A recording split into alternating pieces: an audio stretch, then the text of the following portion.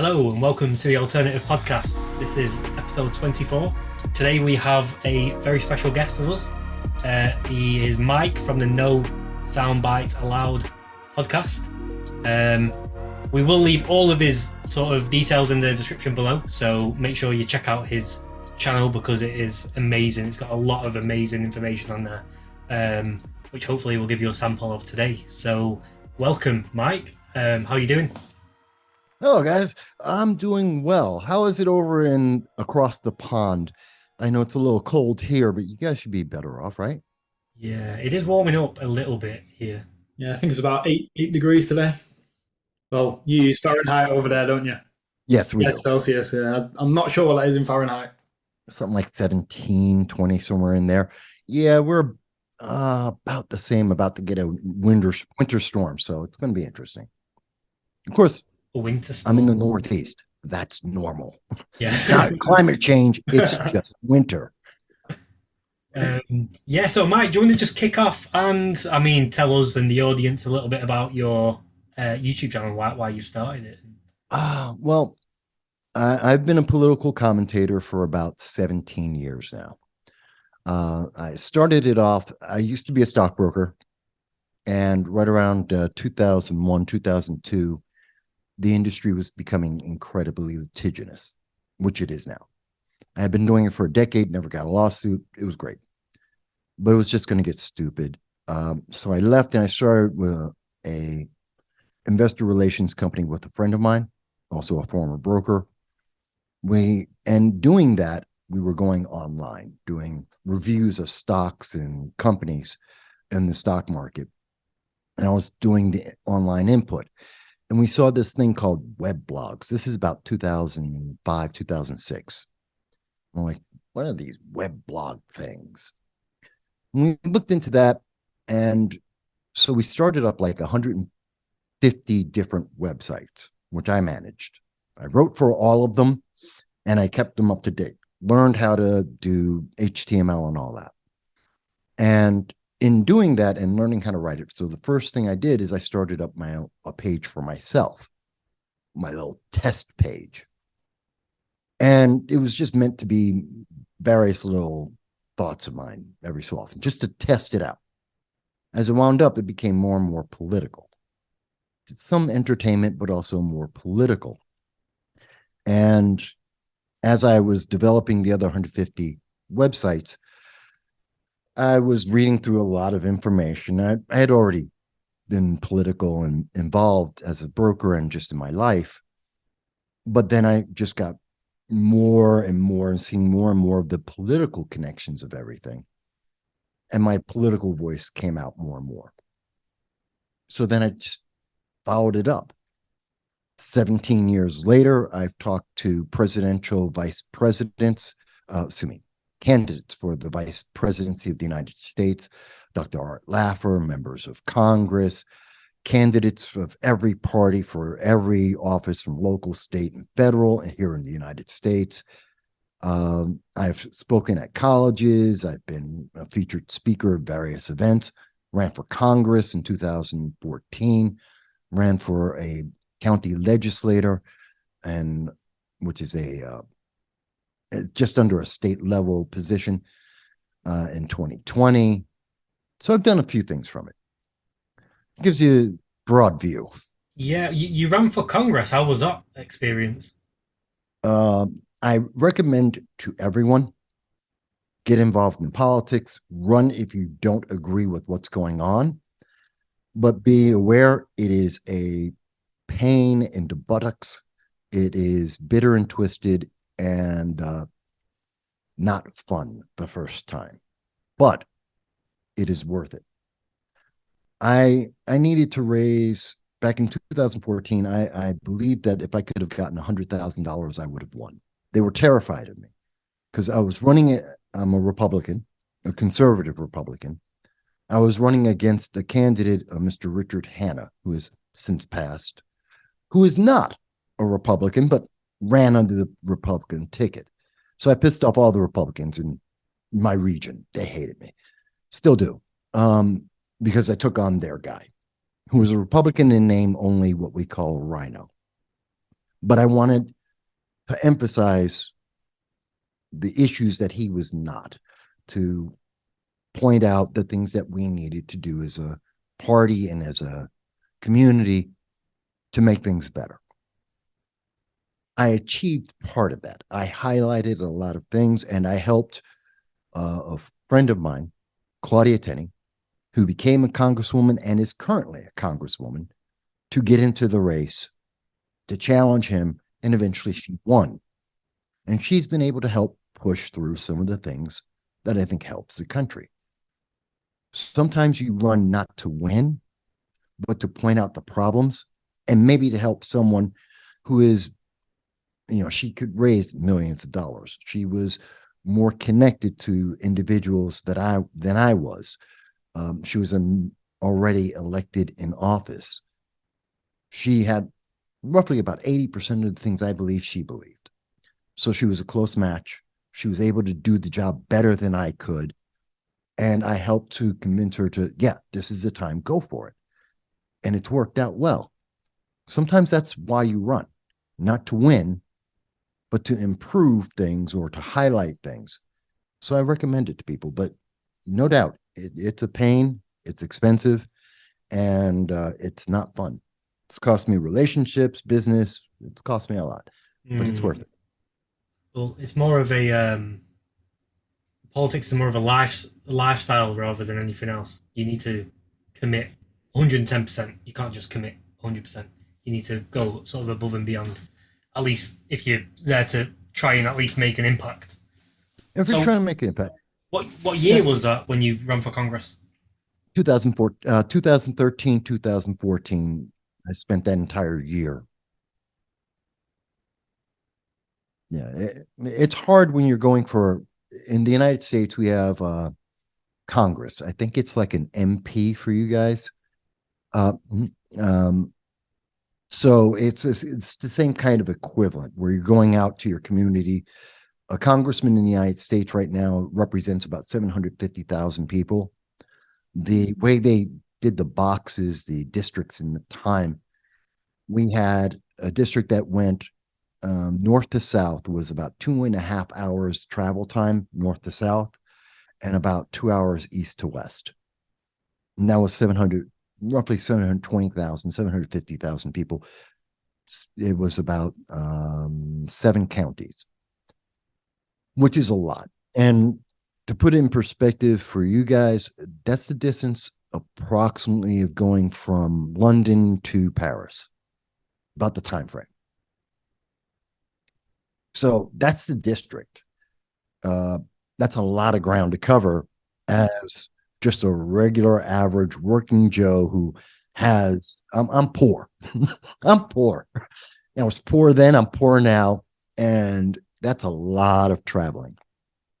It's a very expensive thing. So it was you being a stockbroker which sort of pushed you towards politics. Well, let's see. I'm also former military.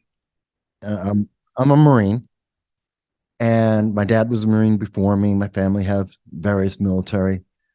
I've lived overseas, and then I became a stockbroker, and then I went into the rest of the things I was talking about. I've been through most natural disasters. I've been through earthquakes, floods, fires. I've been involved or experienced riots, attempted coups. I've lived in Moscow back in 91. You may recall, or actually, you guys are a little younger, so you probably read about Moscow when Gorbachev, the attempted coup that happened. I was actually in Moscow when that happened. In Georgia, Soviet Georgia, Gruzia, as it's called. I was living there when Komsomolets was deposed, and the students rose up and had their riots, and they were shooting across the street. They were shooting rocket launchers across the street at each other. It's stupid. They tried to kidnap me. It was a whole experience. And all of that before I actually ever wrote a political thing. So I was always rather conservative and Republican leaning in my viewpoint. It just took all of that for me to say, well, let me actually let my voice out. It's kind of funny because the rest of my family, except for my youngest sister, they're all Democrats, lifelong Democrats. Okay. So, what were some of the policies you helped put in place when you ran for Congress? Well, at the time in 2014, I was fighting against the H-1B visas. That's a visa that allows foreigners to come into the United States to bring along their families with them for high-tech jobs, STEM jobs, science, technology, engineering, and math. And rather than having those jobs go to Americans, we were importing the knowledge base into the United States because it's cheaper. And we were giving visas to those individuals. I was very much opposed to that. In fact, the United States has twice as many people available in those same disciplines than what we have overseas that we were importing. So I want to see U.S. citizens get those jobs first. Not that we can't import, but if we got the people and they're just as qualified, why not hire our own first? I understand companies want to save money, but I'd rather have our people employed. So that was one of the big things I was after. Reforms in taxes, of course, lowering the tax rates for corporations, which I think is an incentive, helps to build a good economy. At the time, the United States was the number 2 highest taxed nation in the world. We were at about 39% for our corporations. So we weren't very competitive. That was holding us back. A lot of US companies take their money out of the US. Like I think Starbucks are set up in Holland or Dublin. Am I right? Most of the major companies have an overseas component. And under the Obama administration, now under the Biden administration, to varying extents before that, they move their money overseas to Europe very often. The reason for that is it's a tax haven. It makes a lot more sense. Why keep the money here where you're getting lower interest and you have higher taxes than put it in Holland, put it into Germany, France, UK, where Ireland, especially Ireland, a lot of people have, I think Pfizer has some of its headquarters, a lot of its money is in Ireland because it's a low rate. As a business, why wouldn't you do that? Yeah. So in the US, the US corporation makes zero profit, but it's all being pumped out to these tax havens in Europe. Yeah, well, if you're really smart, you're losing money in the US and you're having all your money in the tax haven. Yeah. Yeah. It's legal. It's not illegal. Countries or companies around the world do the same thing. It's not unique to the United States. But in the United States, obviously, a lot of politicians, the Democrats especially, are very upset about that because they need that tax to pay for all the spending, or at least theoretically that would do it, except it never works. We are addicted to spending here in the United States, especially Republicans do it too, but Democrats do it on a scale and a degree that is insane. If there was no one trying to hold them back, these guys would spend us into oblivion. Literally. Essentially, do they really need to tax anymore because they're just printing the money anyway? Well, that's why we have to tax. If it weren't for the fact that we have such high taxes, the United States is at a position that we would be a banana republic. In fact, if the petrodollar wasn't in place, the United States would be a banana republic. We have that much. We have I believe it's 130 or 150 trillion dollars in total debt. That's if you're taking the unfunded liabilities, all of it together. That is about 2.5 times all the money in the world. All the money is circulating in the world right now. That's how big our debt is. It's ridiculous. It is that ridiculous. Yeah. And we have about $4 trillion that we bring in taxes a year. We spend about $6 trillion in spending a year, which is also ridiculous. So about 1.5 trillion added to the debt every year on average. People like Obama and Biden increase that, but even Republicans increase it. You can't do that. We have 125% spending. To make this make sense for the average person, I know I'm throwing out a lot of numbers. Let's make it real simple. Your life, you make $10,000. If you were to spend like the government does, especially the Democrats, the government's trying to spend $12,000 a year, but they make $10,000. Democrats want to spend $15,000. It's only because conservatives are trying to pull them back, they spend $12,000 instead. How long could you spend $12,000, even though you make $10,000, before you would be completely bankrupt and they would take away every asset that you have? It's very basic maths, and it's what fundamentally people are taught from a very early age. Earn more than you spend, and it's the equation's very simple. But I mean, when you see a country of such power doing it on such large scales, to me anyway, it's questionable. On obviously there's a lot of talk that's come out recently, and a lot more people are waking up to the sort of story of what is money actually. The US are treating money like it's nothing.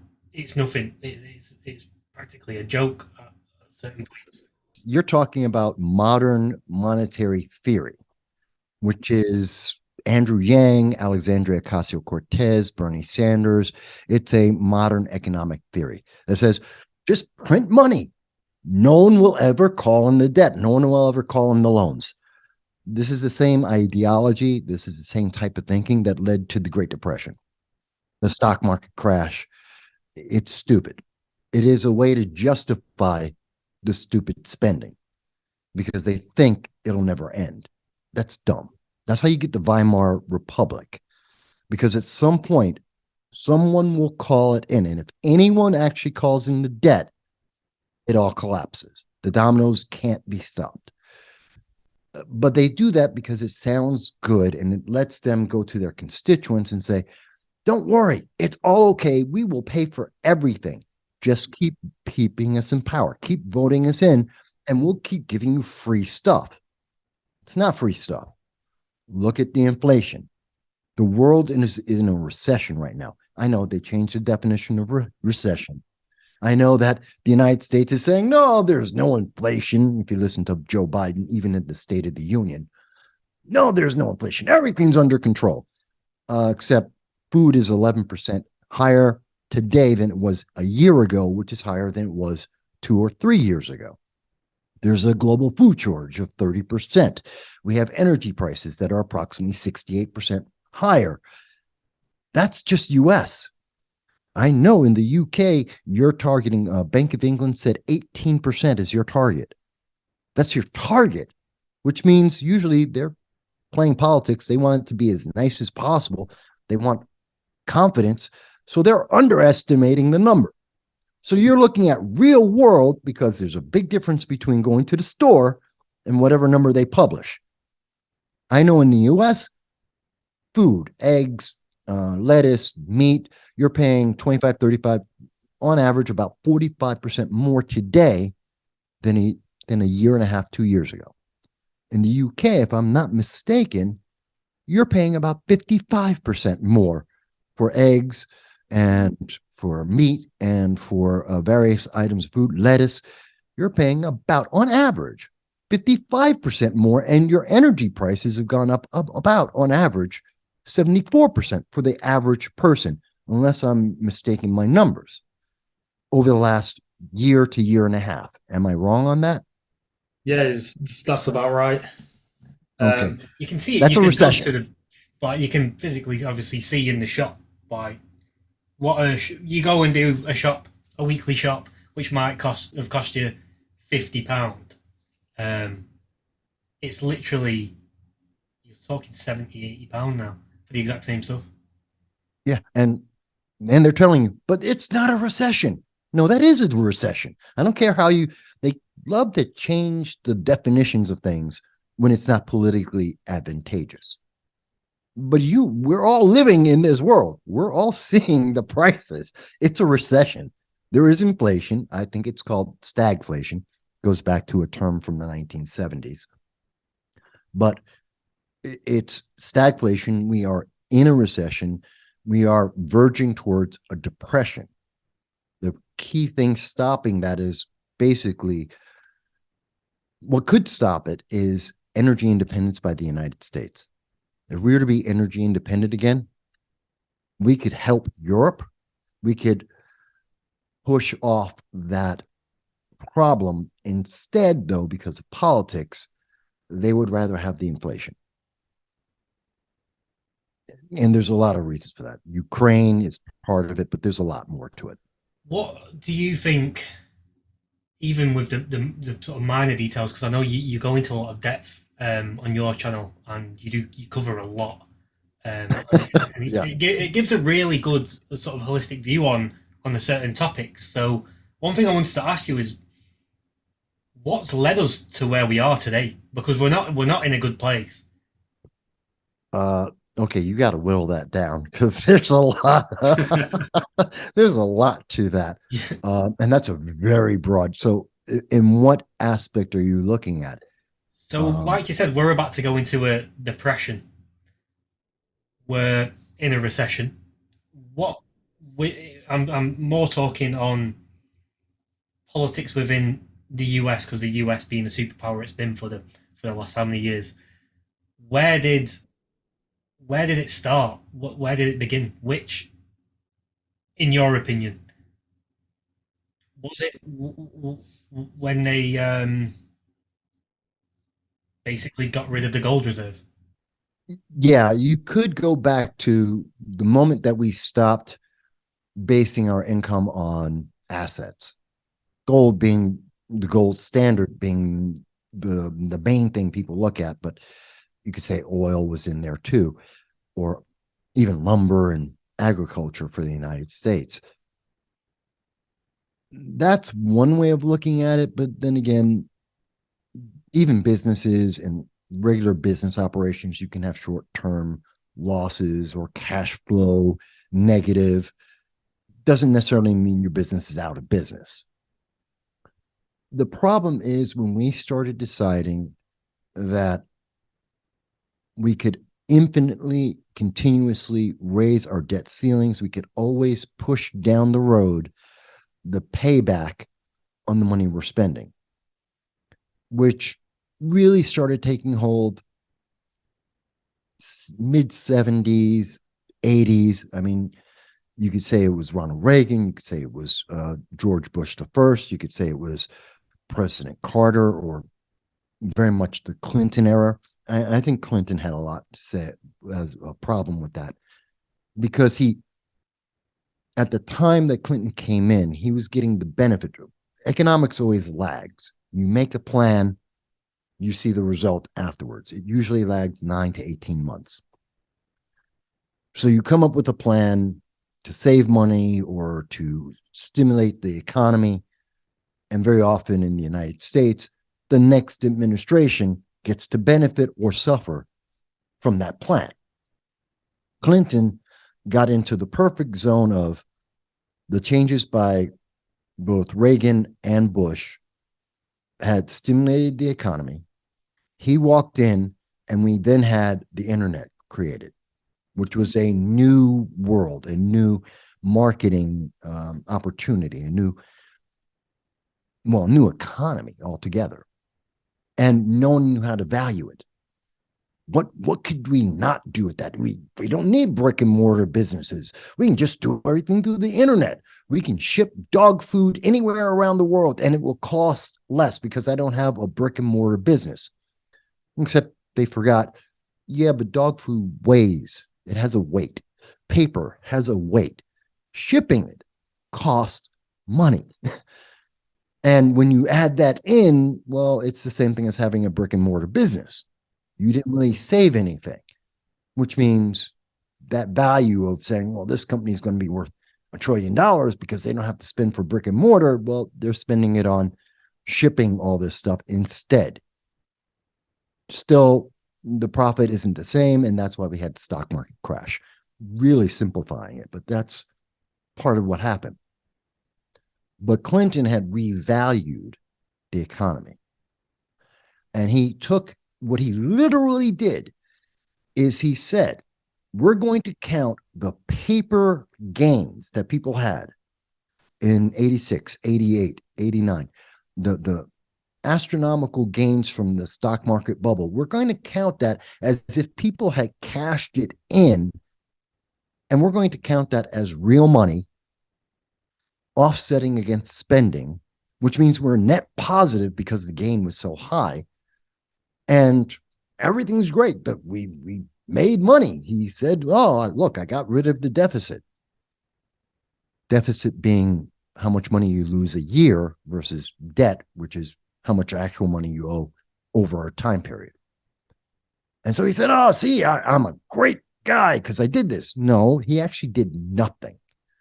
Every year, Greenspan, the federal chairman, like your central bank, was coming out and saying, this is unsustainable. This is going to fall apart and it's going to be catastrophic. He said that over and over, year after year.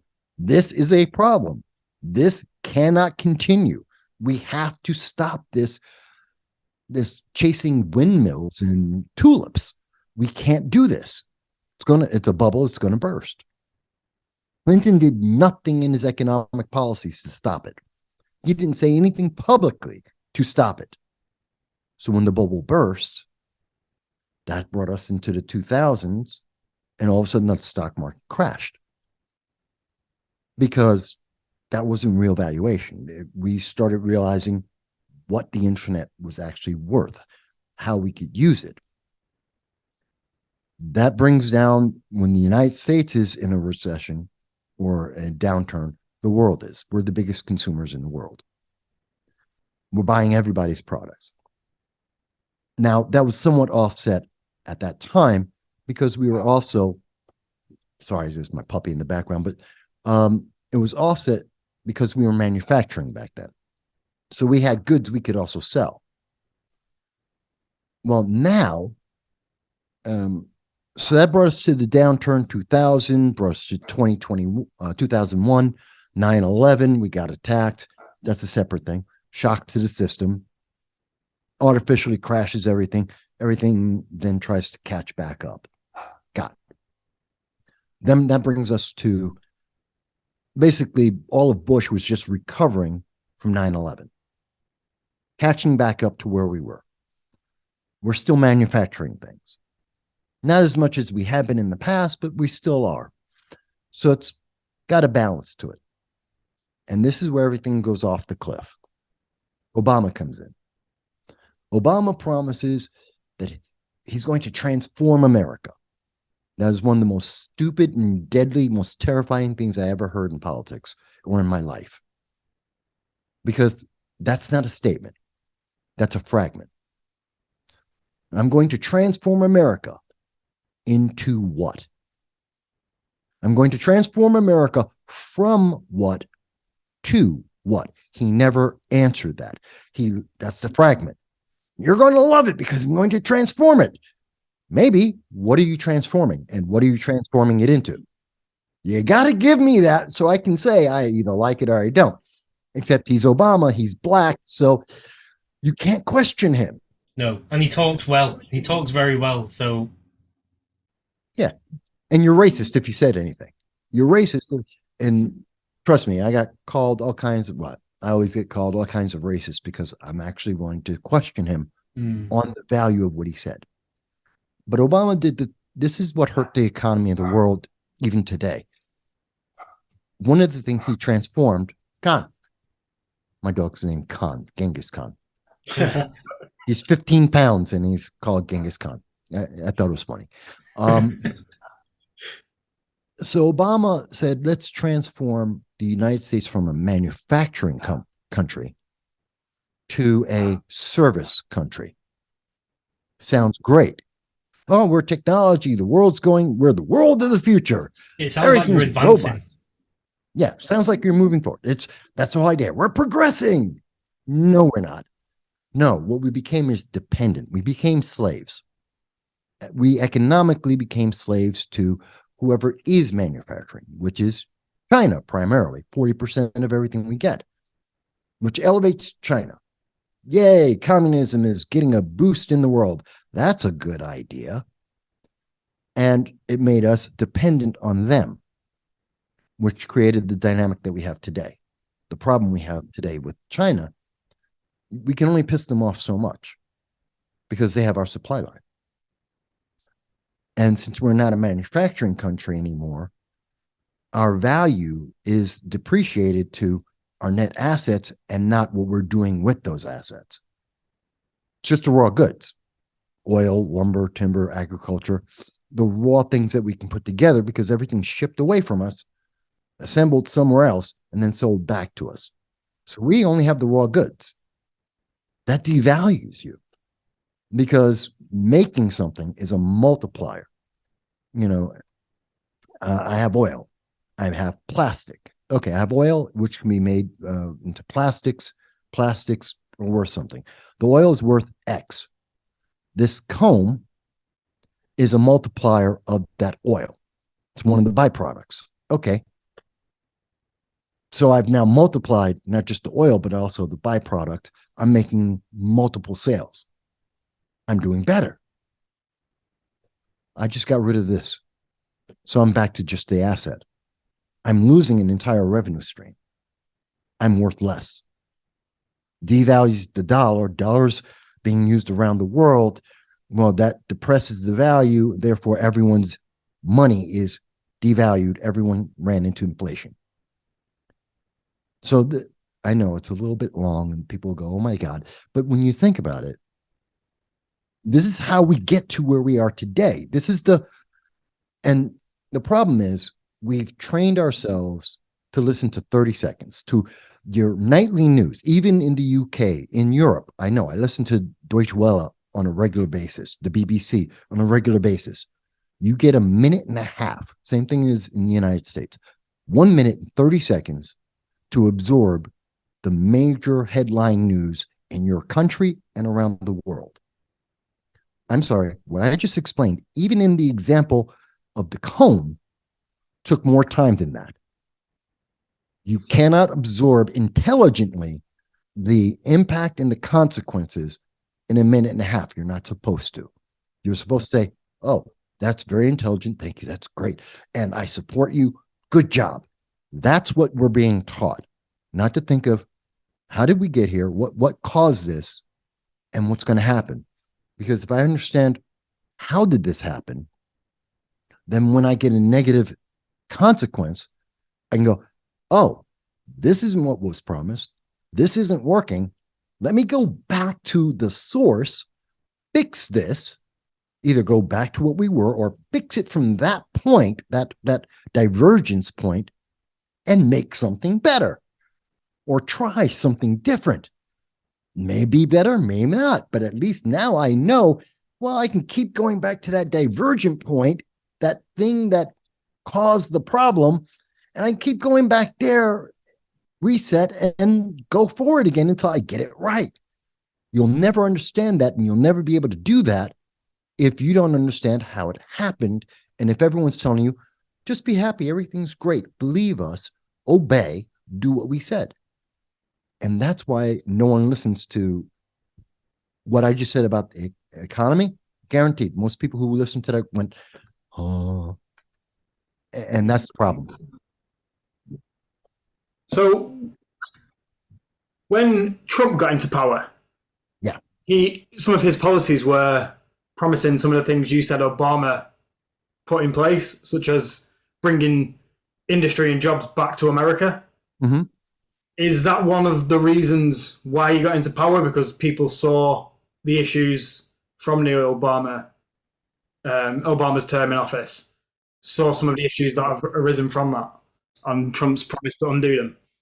Yes, because we saw elements of this back in the 80s with Ross Perot. we have a businessman, someone who's not political, who's talking directly to the American people and the world and saying, okay, here's that divergent point. Let's go back. Let's fix this. We all know there's a problem. We've all heard the promises, the continuous promises, and we know they failed. Rather than sell you another promise that will never happen for a lot of reasons, mostly because it makes you dependent and you have to obey, let's go back and fix the problem. And then we will be in better shape than before. Like we have been promised for 3 decades before Trump got in, America needs to lower its corporate business rate, corporate taxes, which would stimulate the economy. Democrats said that when they were in power. Republicans said that when they were in power. No one ever did it, mostly because they wanted the credit, both sides at various times wanted the credit for doing it because everyone knew it would help. But no one wanted the other guy to say, well, I did it, so I get the credit.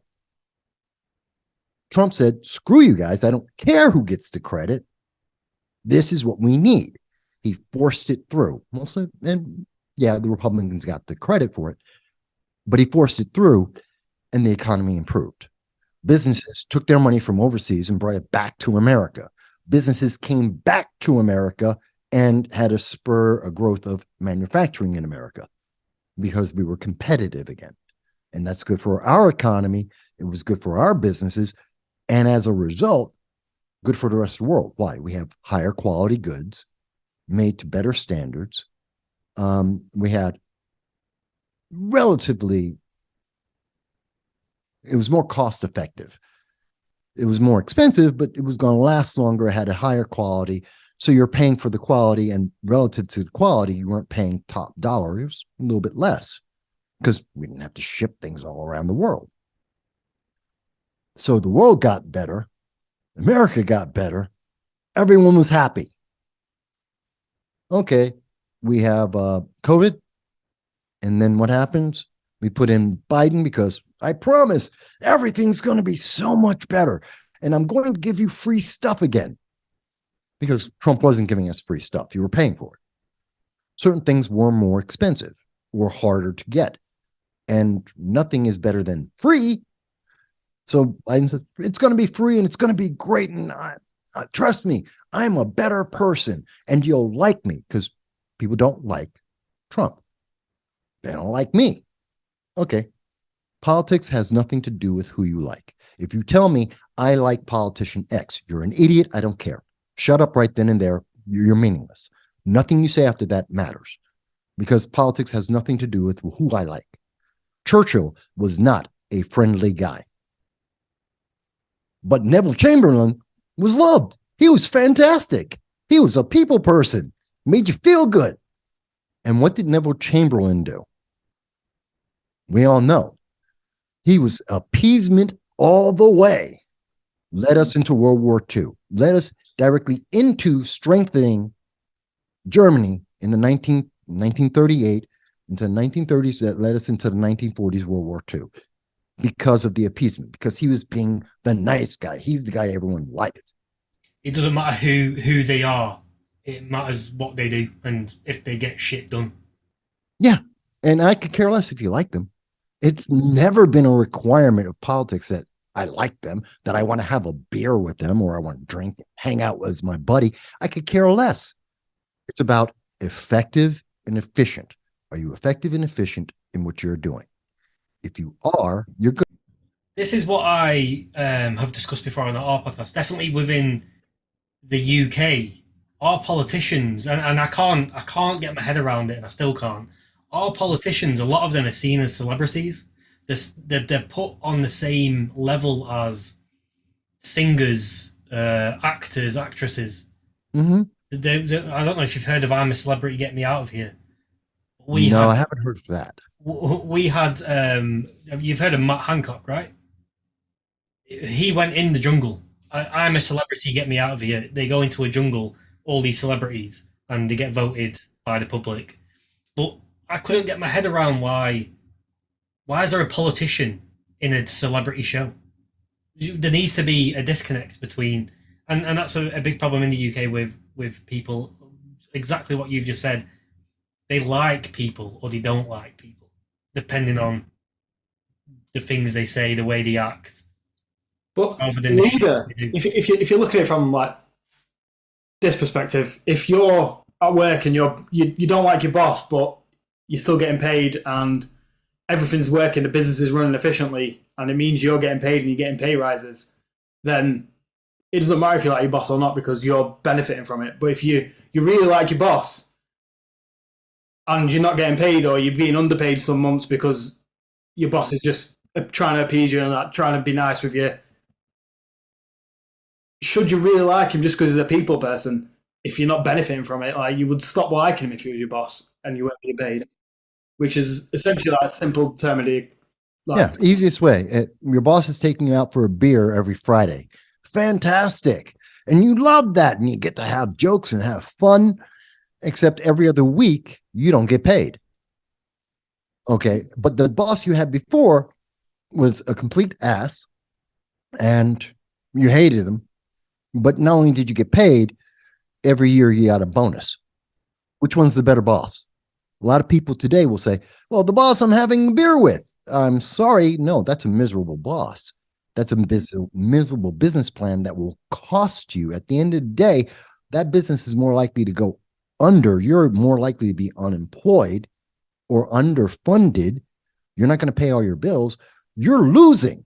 You are actively losing every Friday you go out and have that beer with him because they're not doing their job. They're not efficient or effective.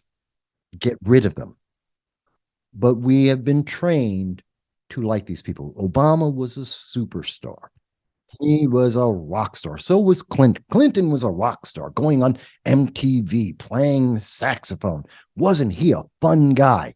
Yeah, but what did he do? Was he effective? No. Was he efficient? Absolutely not. They actually demonstrably did things that hurt America and the world. Why do we look at them good?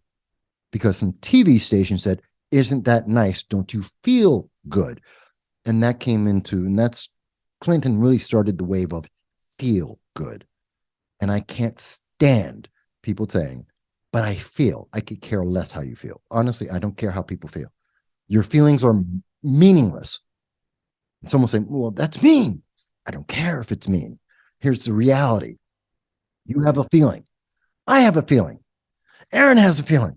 We all have feelings. Why does your feeling count more than mine?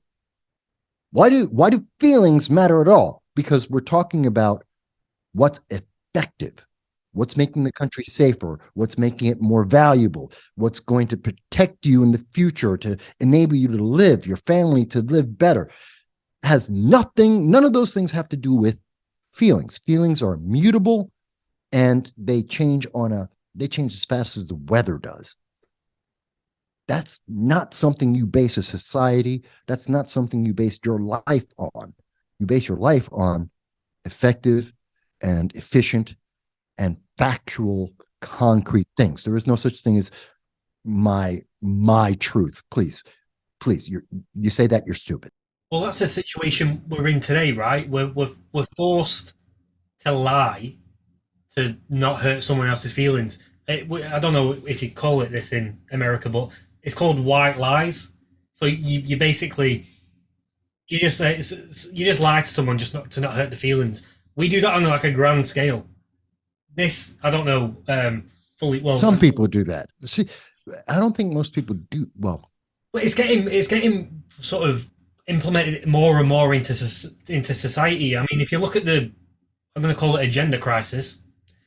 If you look at the gender crisis, more and more people are starting to, who maybe a couple of years ago might have said, yeah, there's only two genders. They're starting to be convinced by these mainstream platforms. They're not. No, I disagree with you there. Let me explain why. There is no gender crisis. There are two genders, period. Full stop. If we really want to be generous, two genders and a statistical aberration, which are people who are hermaphrodites, which is about 0.01% of the population. Let's be generous. 0.1% of the population are hermaphrodites. and everyone else is male or female, period. That is the factual truth. That is empirically true. Full stop. Now, some people don't like that. Here come feelings. They don't like that.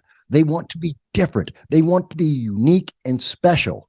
Fantastic snowflake. I understand you have your own little design. You're still male or female. Now, if you want to go out and have sex with, I don't know, a toaster, I don't care. You laugh. There's people who actually consider themselves toasters. They literally they're trans, it's called transhumanism. And they consider themselves objects. There are some people who consider themselves cats, dogs, as well as the 63 different sexualities that we've been told exist that don't. That's your preference. Hey, get your kink on. I don't care. You're a grown adult. Have fun, have at it. I don't care. But that doesn't change the empirical fact. There are two genders, if we're generous, and hermaphrodites, which are a statistical anomaly. So why are we being forced to believe there are more? Because there's always someone who's being oppressed. And there's always an underdog. And everyone wants to root for the underdog. And if I am the champion of the underdog, I get votes. I get support. I get money. People feel good helping the little guy beat down. You want to be that David fighting the Goliath. And the Goliath is always changing. So is the David. That's what equity is all about. It's always changing who gets to be David, and they change who's the Goliath. It's always changing. And notice who's changing it. A small handful of elites, and their goal is to maintain power. They keep changing the group so they can always be on top. They're always the people who are helping. They're the good guys. They make you feel good to fight those evil people who are constantly changing, so you obey. That's why they do this. They cause the problem and provide the solution. No, there is no solution. There's just another problem. When was the last time you heard the UK, German, French, US, Canada, name a country, tell me where last time you heard a country actually make a solution on anything? Did Rishi come up with any solutions? Boris come up with any solutions? Where was the last time you heard a solution? No, it's not so much that they implement a solution. They've caused a problem within society, which is this gender problem, which is that's one of them. Yeah, they've created that problem. The elites have created that problem. Yes, and now, like you've just said, to stay in power, they've then said, right, so you've got this gender problem out there. I know what we can do for a solution. We'll have equality. We'll have LGBTQ communities. We'll have this. We'll have that. We'll put more into your Netflix, your Disney, to show you that this is acceptable. That's their way of providing a solution to the gender problem to make it equal for everyone. No, it's not a solution. It's a way to say obey. It is about that's obey. It comes out of control. That's their That's the way they do it. Yeah, but I think what Cam's trying to say is that they present it as a solution, but it's not. No, they don't. No, they don't. They are saying obey. They're just saying it very nicely. They're telling you obey. By the way, if you don't obey, you are evil. You're a 1930s Germany. You are the worst of people. You're absolutely evil if you don't obey, because who wouldn't want to obey? Because we're nice guys. We're friendly. We're fun. You like us. You feel. So you have to obey. The big thing that's happening at the moment in the UK are 15-minute cities. And I haven't heard about that. Yeah. You've not heard about it? Not 15-minute cities, no. Okay, yeah. So basically, it's going to be they're splitting the city up into these 15-minute cities where you can get from one place to the other within 15 minutes. They're going to stop everybody from traveling out of these areas using the roads inside the city by using, I think, ANPR systems. So if you travel out there, you get a fine through the post. So they're creating ghettos. Yeah, essentially. They're But they're creating doing it all ghettos under climate change. Okay, it's called a ghetto. Vehicles driving around the city. Yeah, they're creating ghettos. Okay, you have a ghetto, an economic zone that you have no freedom to get out of. And if you do, you will be punished economically and or socially because the government wants you to obey and be limited in your reach, to limit your ideas and your influence with other areas that might change the political structure. They are enslaving. That is slavery. Oh, that's fun. Okay, that's a neat idea. It sounds so much better as 15-minute cities than you're a slave and this is your pen. Well, yeah, they make it sound convenient because convenience is what sells now. It feels good. I love the fact that I don't have to go more than 15 minutes, except you're leaving out the fact that you can't go more than 15 minutes. Your influence doesn't reach more than 15 minutes. You are in a very golden gilded cage. You are a slave. Oh yeah, but that's a bad word. We can't use the word slave. That has the wrong connotations. You're empowered to live in a very small area with almost no influence, doing exactly what you are told. That's empowerment. And that's the problem these days. No one actually says it honestly anymore. I'm happy when people tell me you disagree. And you guys may disagree. I'm happy to hear the challenge. But how am I wrong in defining it in very blunt? It's blunt, it's unpleasant, it's not nice, it's not friendly, but it's honest and it's empirically correct. Yeah, what you're doing is you're stripping it back to the bare facts. If without all of the shit that comes around it, you're stripping it back to this is what it is. And it can be as easy as just saying one sentence. Yeah, you're a slave. That's how simple it is. You are a slave.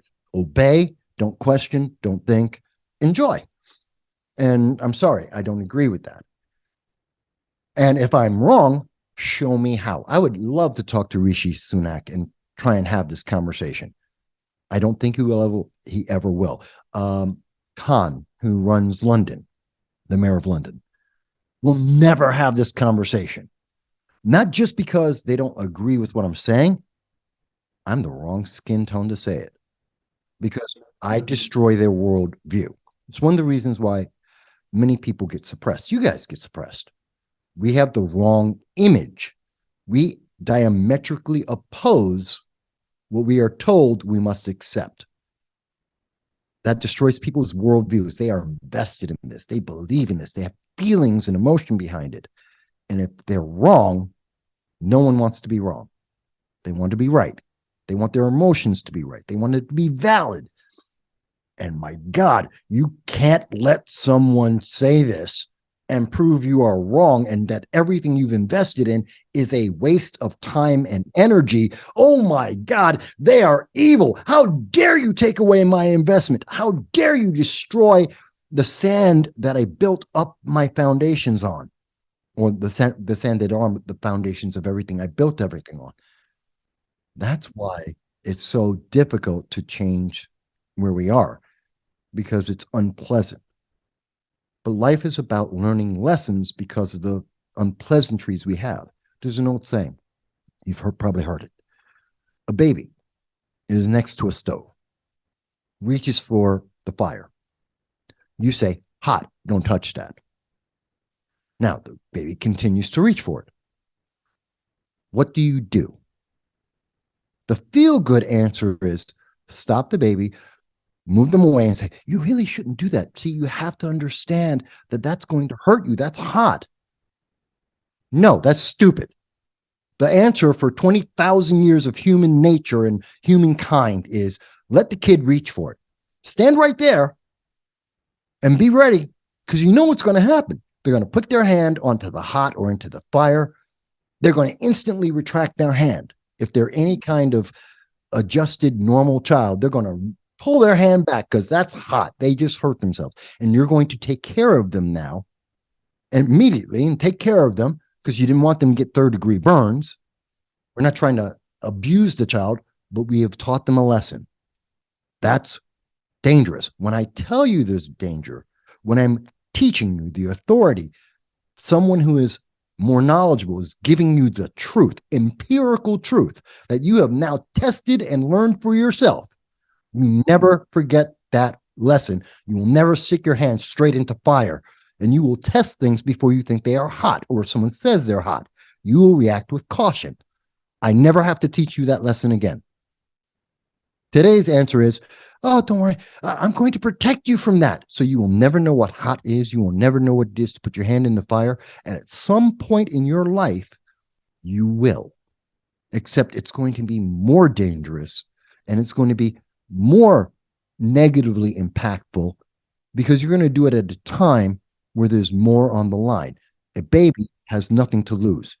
But now you're a teenager. Now you're an adult. Somewhere in your life where you have more consequences to not being able to go to work, not be able to educate yourself, not be able to take care of friends, family, children, and so forth. You've just screwed up someone's life. But you were doing the nice thing. You were being nice and friendly. Oh, I'm so kind. I'm a champion. No, you're an evil bastard that just took away their life. You just screwed them. It's a very different way of looking at it. It's the same exact thing, except we're looking at it from, instead of feelings, empirical facts, not someone's perceived truth, or which is actually their opinion. No, we're looking at it empirically. Very different thing. Even people that disagree with what's going on, they're still a victim to what's happening. Yes. Because unless you can, this is what I've just learned from what you've just been saying, unless you can fully detach yourself from the way you're perceiving it, you're never going to be detached from it. You can't just believe the opposite. Believing the opposite means there's some substance there to begin with. Yeah. Well, we should always question. We should always question it. And we should always have a test on what we are. It's like why I'm here. You're my test on what I believe. I have strong beliefs. I speak in a very authoritative manner, but I'm also listening to you. I'm also evaluating what I am saying. Is it making sense? Does it follow through? Is it empirically correct? Can I test it? And this is why I have these conversations, because how do I know I'm right? I know I feel like I'm right, but that's not a qualification. That's not a reason. Is it right? When I pose these examples, when I make these arguments, when I look at the data and the information, the effects and the consequences around the world over time, am I correct? And if I am more correct than I am not, then I'm on the right path. Then my assumptions are correct. But if they're not, then I have to go back and say, okay, where did I screw up? What part did I get wrong? Where is the data? Where is the consequences veering from where I thought they would be? That's how we advance. That's why we have satellites in the sky. We have this being able to speak to each other instantaneously from 7,000 miles away. We can do things that were magic 100 years ago, 50 years ago, because we went through the empirical test and question and didn't say, but it feels like. No, we said, this is it. Makes a big difference. Going back to how we got in the position we are economically today. Okay. Do you see a solution to this problem? Yes, and no one will like it.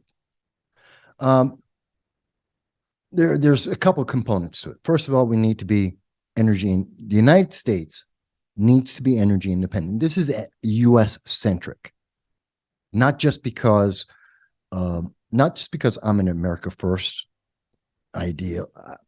Military, my life. I want my country to be the best it can be. That's MAGA. Make America great again. They don't like using that full name. They use the acronym to hide. Make America great. Who doesn't want to make their country great? Make Britain great again. Make Germany great again. There's nothing wrong with that. But it is used as a slur for some unknown reason, because it's politically advantageous. But not only do I look at this because I believe in making America great, but the consequences are making the world great. The stronger the United States is, the more stable the rest of the world becomes. When America is weak, the world is destabilized. We see that right now in many aspects, economically included. So taking that as my basis, energy is one of the key cornerstones. America must be energy independent, and we can. We were in 2019, 2018, we were.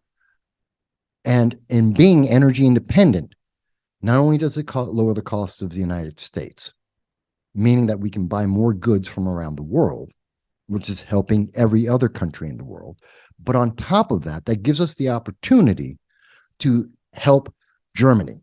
So they're no longer as dependent, or potentially even dependent upon Russian oil.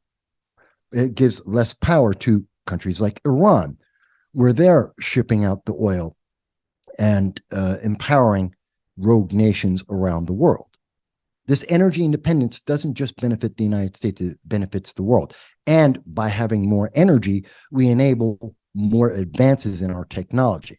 They go hand in hand. The more abundant you have an energy source, the more you can make advances. If you believe in climate change, if you believe in man-made climate change, because the climate always changes, it always has. That's stupid. That's usurping an obvious fact of nature for a political outcome.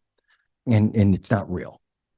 If you believe in man-made climate change, which I do not, then the answer is you want more technology. You want us to be energy independent, because that will allow us to do more research, more technology to advance the things we need, like solar panels that are more effective at collecting solar energy, batteries that are more effective at storing that energy, better transmission lines and transmission systems so that we can have the energy go from wherever we're collecting it to wherever it's needed, and even to miniaturize it so you can more effectively be able to have that energy, whether it's solar or wind, geothermal, whatever it may be, to be able to use it on small scale in your home and have it on multiple homes or businesses, minimizing the need for it to be at major structures.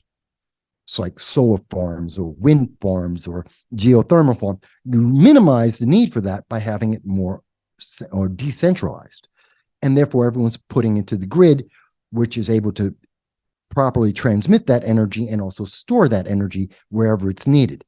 That is smart. You only get there by having the energy in the first place to do the research, the development, to get to that endpoint. Anyone who believes in climate change and doesn't believe in energy independence is an idiot, and they're committing suicide slowly. They're stupid. They don't understand what they are talking about or what the consequences of what they are doing. Telling me that solar is the answer. We've been working on solar for 80 years. And we are slightly ahead of where we started at. It's not that we don't know how to do it. It's not efficient. It's not effective. We can't make it work. Why? We need more time. We need more research and development. And that is the best solution we have. Wind is 4 decades behind our development on solar. Geothermal is 6 decades behind our work on solar. Ethanol is a poison to the world. It is destroying the oxygen in our oceans. That is a fact. It's not an opinion. It's not a guess. It is a scientific fact. These are all facts. If we want to get to renewable energy that is effective, and the best answer truly is nuclear, pound for pound, dollar for dollar, even including all accidents, it is the most effective way to do this. But if we want to be energy independent or have more renewable energy, then we must be energy independent, and that starts with the United States, which then allows the other nations of the world to benefit both economically and geopolitically. Germany no longer has as strong a reliance because natural gas is coming from the United States. We have an excess of that. We have the largest supply in the world. Germany is no longer solely dependent on Russia. Same thing for the EU, which gives them independence, which allows them to stand up to aggression by Russia against any of the pre-Baltics or any of the former Soviet satellite states. which means Russia has to be more calm because they have more of a concerted effort against this that can be unified in its approach, as opposed to the piecemeal situation we have right now, where Germany and EU have to guess, well, if we go too far, all the pipelines get turned off, our people freeze to death, or they don't have enough electricity for the summer and they boil to death, or we don't have energy for our emergency rooms and just keeping people alive. They can't cook, they can't be saved in hospitals. We have to measure how much of a reproach we can put against them. It's the same trap that we have with China and supply. You can't attack the person who's actually providing you the things you need. So energy independence leads to a better world. And from there, everything else can come. And I can extrapolate everything else from that first step. Second step, somewhat independent of that. Spend less, spend better, period. Spend less, spend better. We spend too much money. The United States just gave $200 million to Pakistan for gender studies. That is $200 million to teach gender studies to Pakistan. That is a 10 times increase than what we were giving them 2 years ago. 2 years ago, we gave them $20 million. Now we're giving them $200 million. Do you know why we give them 10 times more? Two reasons. One, because 20 million doesn't work, because the Pakistani government and the culture of Pakistan don't care about gender studies. They never have, they never will. So we have to pour in more money to try and convince them that they need to be more like California than Pakistan. You need tons of money over many years to convince people that they have to absolutely reject their culture, their history, and their lifestyle to adopt some foreign idea because someone said it's a great idea. It's stupid. It's not working. That's why they're doing that. Second thing, it's a matter of control. Because that money is being diverted unofficially, my opinion, to various elite government agencies and individuals and corporations that will benefit from this money. They are getting wealthy and more powerful by accepting this money, diverting it. And I wouldn't dare say that the Pakistani government is corrupt. No government is corrupt. And no one is diverting any of the $200 million that America is just throwing hand over fist at Pakistan for their own personal gain. That could never happen, right? And so some individuals may be empowered, giving them a stronger position within that government by supporting this. They are being bought. They're being bought to push this ideology that doesn't benefit the people, the culture, the history, but it does help that small elite group of individuals who can steer the government a certain way. Their temporary gain is a gain for temporarily for America. Geopolitically, it changes the direction. And now we have to wonder, what is the consequence of that? Honestly, the true answer is it's a waste of money, and the Pakistani government is going to revolt because the history, the culture, and the people don't believe it. We're wasting money and we're creating adversaries for the future. We're creating an adversarial situation that doesn't need to exist. So again, spend better, spend less. If you really must have gender studies in Pakistan for some God unknown reason, then fantastic. Spend $2 million. Why? Because they don't want it. Lead by example. And if it works in California, if it works in the United States, if it works in the UK and Germany, then Pakistan will follow because it's effective. It doesn't cost a lot of money to convince people of the truth and something that's effective. It costs insane amounts of money to convince people of something that is failing before their eyes and saying you have to do it anyway because it's great. I'm sorry.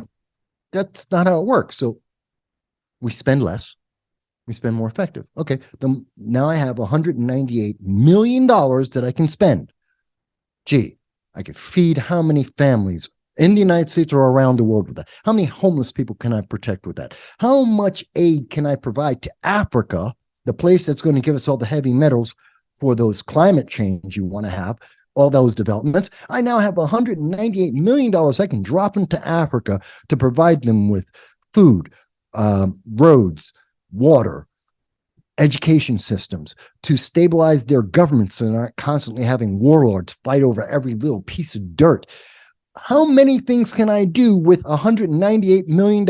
I guarantee you I can help multiple countries around the world and my own to better effect than $200 million to try and convince Pakistanis that there are 63 genders that they will never believe that doesn't even work in California.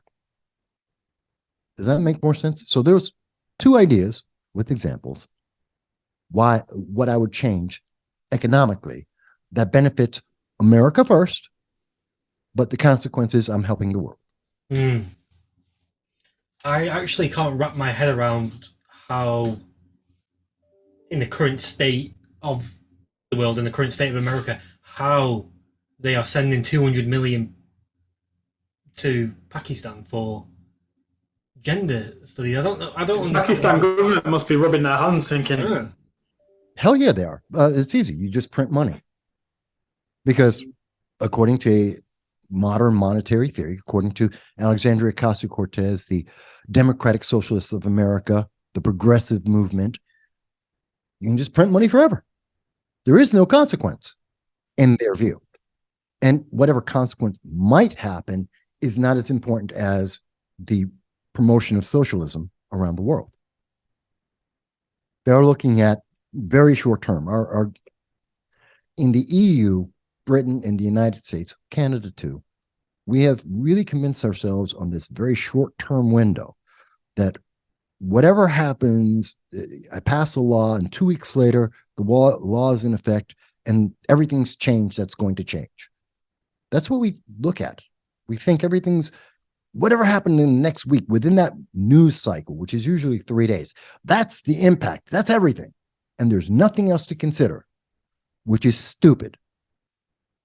Most of these things take months before they actually have the impact actually connect to what you did. And then we see results that could last for years after that, which are compounding year by year by year. The movement towards, and this is controversial, I know it's the UK, so cut me off if I can't say, I know you have very strong limits on free speech.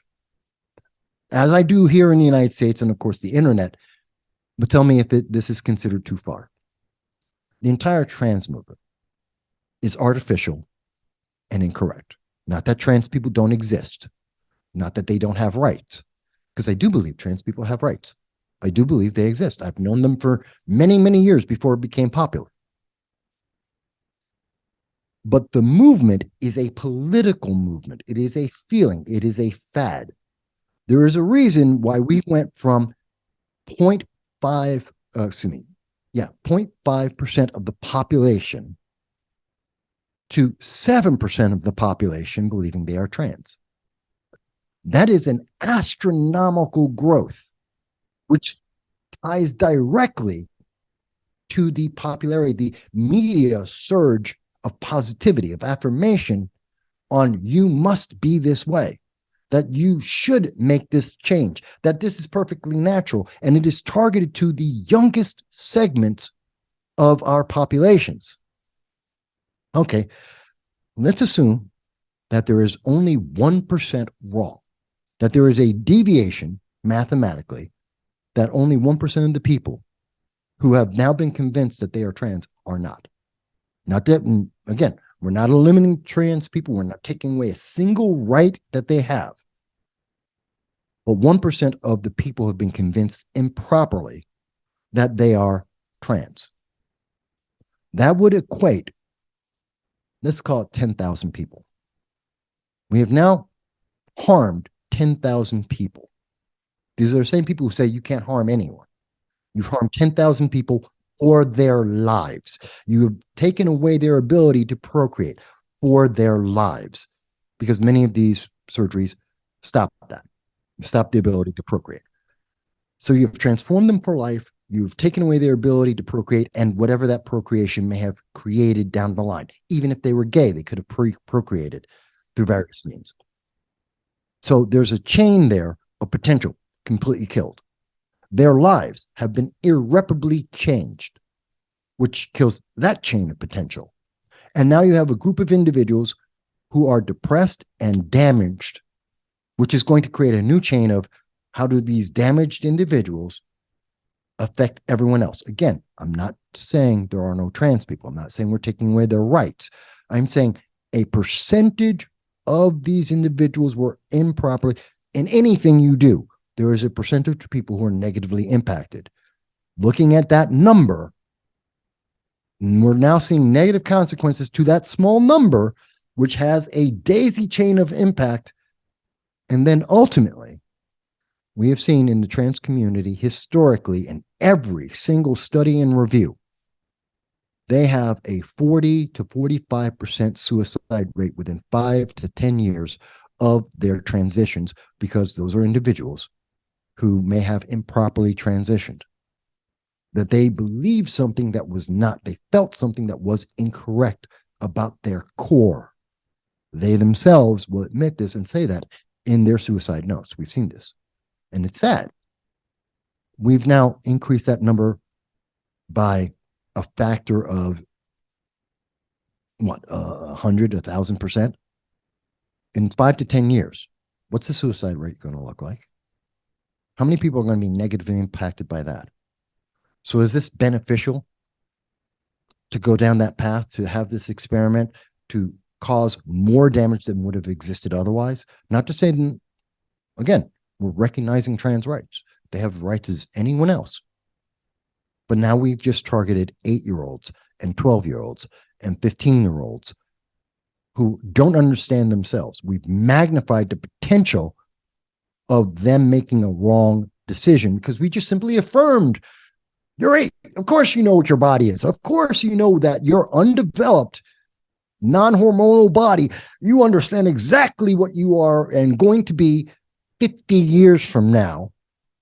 So you've made the choice and it's irreparable. Do we see the problems? This is the problem with the thought process, because yes, tomorrow they'll feel happy. Next week, they'll probably feel happy. When the news cycle ends and the same people pushing in their equity staircase, trans right now, and move on to skinny people, fat people, tall people, short people, I don't know, people with purple hair, people with blue irises, I don't care what it is, whatever. People who consider themselves, again, going back to toasters, and they're the new thing that they're going to promote all day long. And trans people drop down a couple steps in the rank of priority, and they're left out in the cold. No one's going to be paying attention to those numbers because they didn't pay attention to them before. No one cares about how many people, how many lesbians or gay or black men or white men or Hispanics. No one's talking about the suicide rates for them. They don't count. What happens when those trans people are now dropped a couple of categories and no one cares? They're still going to die en masse. We've still damaged those lives. We need to look at the consequences. Does that make sense?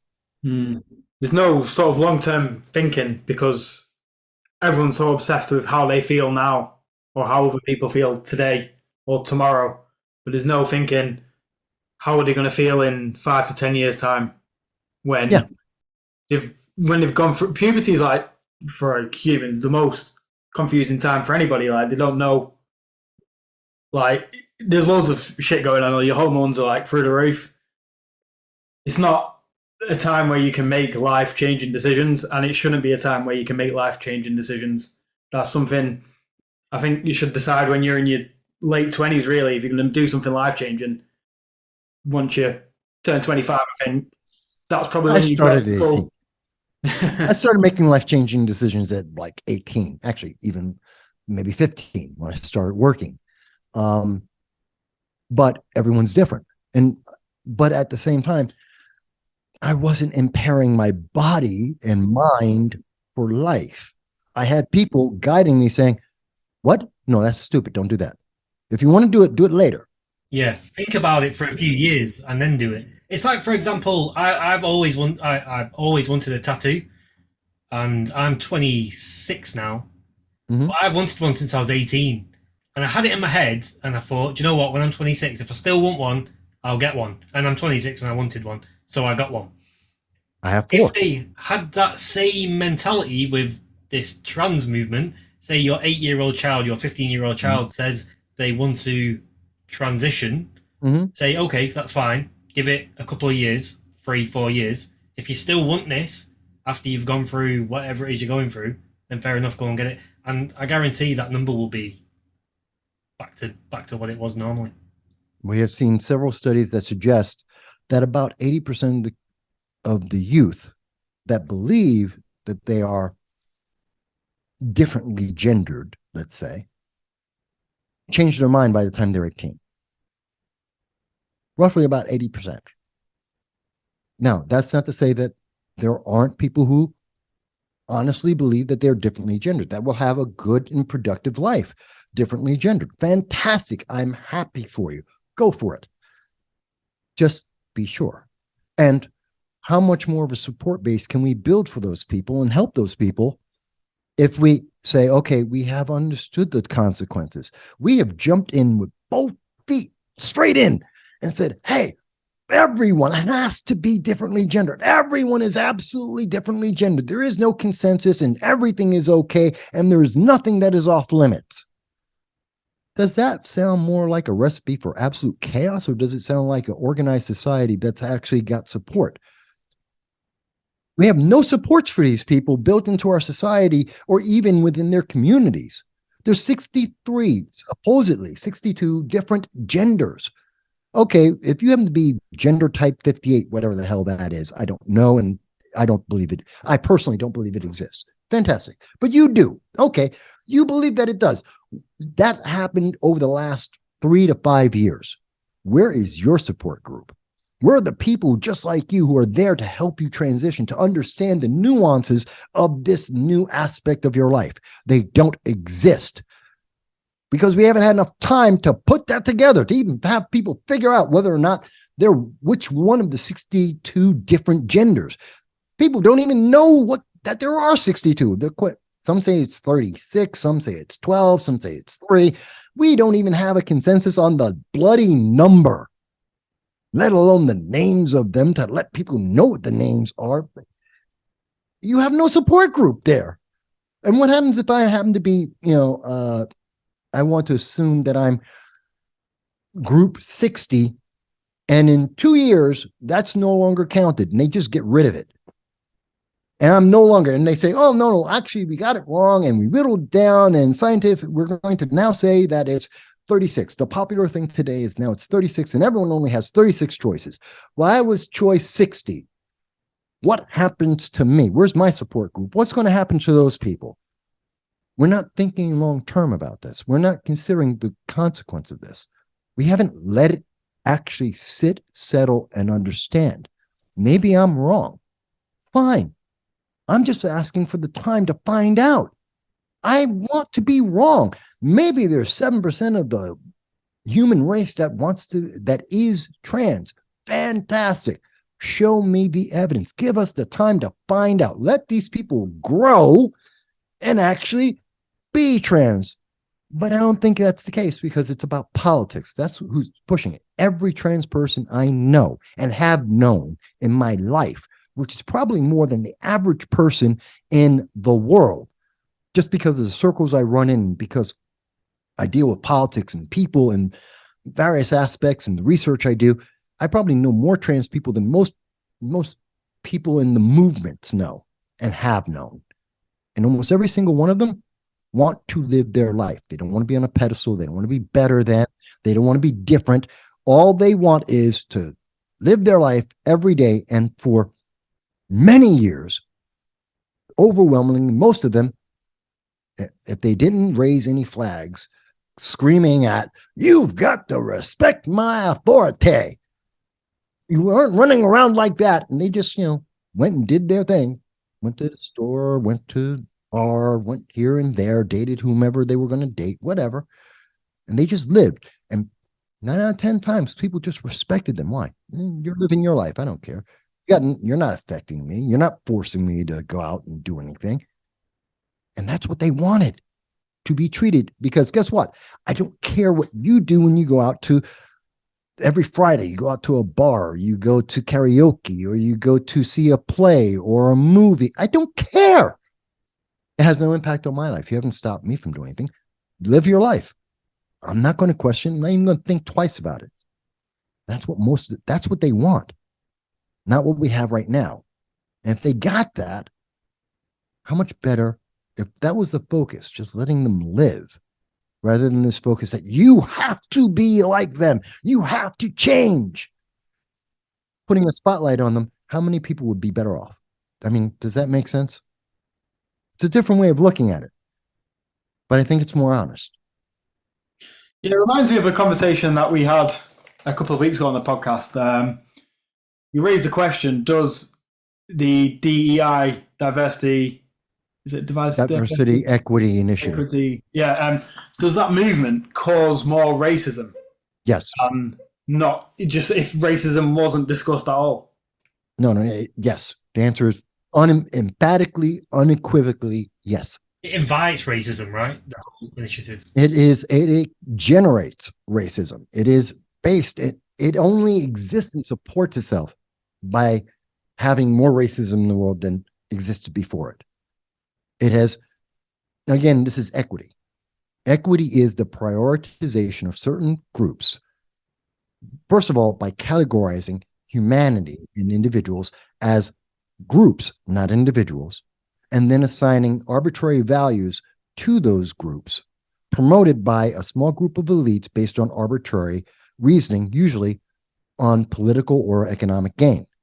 That is equity. It has nothing to do with equality. In fact, it is the exact antithesis of equality. If you believe in equity, you believe in racism. You believe in sexism, ageism. You believe in every single one of the isms and phobes that they like to attribute to other people, because that's what diversity does. It can only exist if you polarize and divide, section off groups of people, and they cannot be individuals. They must be a group. You are not a male. You are your gender, your sex, your sexual preference, your skin tone, your height, all the different categories. You're no longer just a person. It's not Cam, it's not Aaron.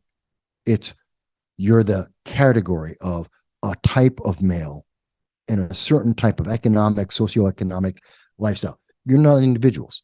And anything you do is only a benefit or only exists because of the category you've been put in.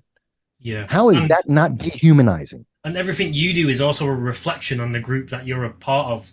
So a member of that group that put you in might commit a murder. Therefore, everyone in that group should be stereotyped as potential murderers. Oh my God, I played Hogwarts. Trans people died. Show me the proof. Show me the connection. Show me even one time where there is a direct correlation of that. It doesn't exist. Oh my God. I bought Atomic Heart. Oh my God. You believe in Putin. You are a communist and you are trying to help Russia. Really? Show me the connection. Show me the proof. Show me how that is. And you could tenuously show a connection between Atomic Heart, the video game, and the taxes that Russia takes from businesses, and say, well, that's connected. That's tenuous at best and does not equate to, well, you support Russia. No, it means I play a video game because I don't want to give my money to Disney, who's trying to tell me, obey, don't think, and change my lifestyle, my worldview, my personal feelings. And they want every straight man to date someone who's trans. Whether or not you want to, you must do it because that's what they're telling you. And more importantly, that's what they're telling the 5, the 8, and the 12-year-olds. That's social engineering. We heard about social engineering before. It used to be called eugenics. It used to be, what did they call it? It was where they would look at your shape of your brain, of your skull, and determine whether or not you were healthy or not, whether you were a good person or not. It was a pseudoscience. Same idea. There's so much evil that's happening right now, and diversity, equity initiative is part of that. I had more integration in the 80s, mid 80s in my life than I have today. See, I have an interesting perspective. You guys are younger. I remember the racism of the 70s. When I was in elementary school, first couple of grades, I was in third grade, I believe it was. This is like 1974. Yes, folks, I'm 50. I'm about to be 55. I'm a little older. 1974-ish. I was in first grade or so. And I was in a classroom and I had a classmate, a young girl, white girl, who I was talking to in class because, you're in the classroom. And we were talking. After class that day, I came out and her older brother, I think he was in 6th or 7th grade, something like that, came to pick her up and confronted me and said, "You can't talk to my sister. You're black. You're black and you don't get to talk to her, or else I'm going to hurt you." That is racism. That was the reality in the 70s. After the civil rights movement, as we were transitioning, people were sorting out their feelings. That's the 70s. That's racism. That's reality. Today, I can date anyone of any color anywhere in the world, walk around, and pretty much no one's going to say a word. No one's going to stop me. I can have mixed race children, and everyone's perfectly normal about it. Whether you like it, you don't care. It's not a big deal. No kid today in America, UK, Germany, France is really running into that situation. There are some extreme examples, usually where we have a massive influx of refugees into a very small community, and they're having that same clash of, we haven't figured you out yet. Are you assimilating? Are you not assimilating? There's a couple of other factors. But overwhelmingly, anywhere that's had the time to transition, to accept and assimilate groups of people, no one cares. No one asks that question. There was less racism in the 80s after coming from the 70s and having that. And people assimilated and adjusted and said, you know what? You've talked to my sister, big deal. Didn't change the classroom, didn't change her life, didn't destroy the universe. I guess it's not that big a deal. To where we are today, where I need safe spaces for black people, and only black people of the right certain color, and white men are evil by white men specifically, but white people in general are evil because of the color of their skin, and we have to demonize them. And I'm a victim. You're a victim because of the color of our skin. We were born this way. We can't do anything about it. And because all of the racism is systemic and subconscious, and therefore we need the government, which is just another bunch of people, but the government has to come in and protect us from them. Do you notice? Okay, so you're a victim for life. You have no agency, no power. You are a child. You are helpless. And a government, someone else, an outside influence must come into your life to allow you to be able to live your life. How damn insulting is that? How is that disempowering and dehumanizing that you aren't capable of living your own bloody life? You can't even make your own decisions because you are that inept. You are that childlike. You're a victim for life. And these other people are empowered and powerful for life. Therefore, they must be evil by definition, which is now, again, dehumanizing and destructive. And here's the consequence of that. I have brothers and sisters who are lighter skinned than most white people. They are Hispanic. They're Puerto Ricans like I am. They had the same father as me, who's a little bit darker than I was when he was alive. Okay. My mom was black. I have a sister and a brother. Their mom is white, Polish, in fact. They're very light skinned.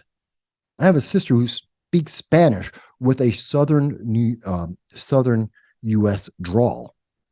Huge accent, Georgia. Am I supposed to hate her because her skin is white? Because most people look at her and will think, well, she's white, so she's evil by definition because of the color of her skin. She's my sister. I love her.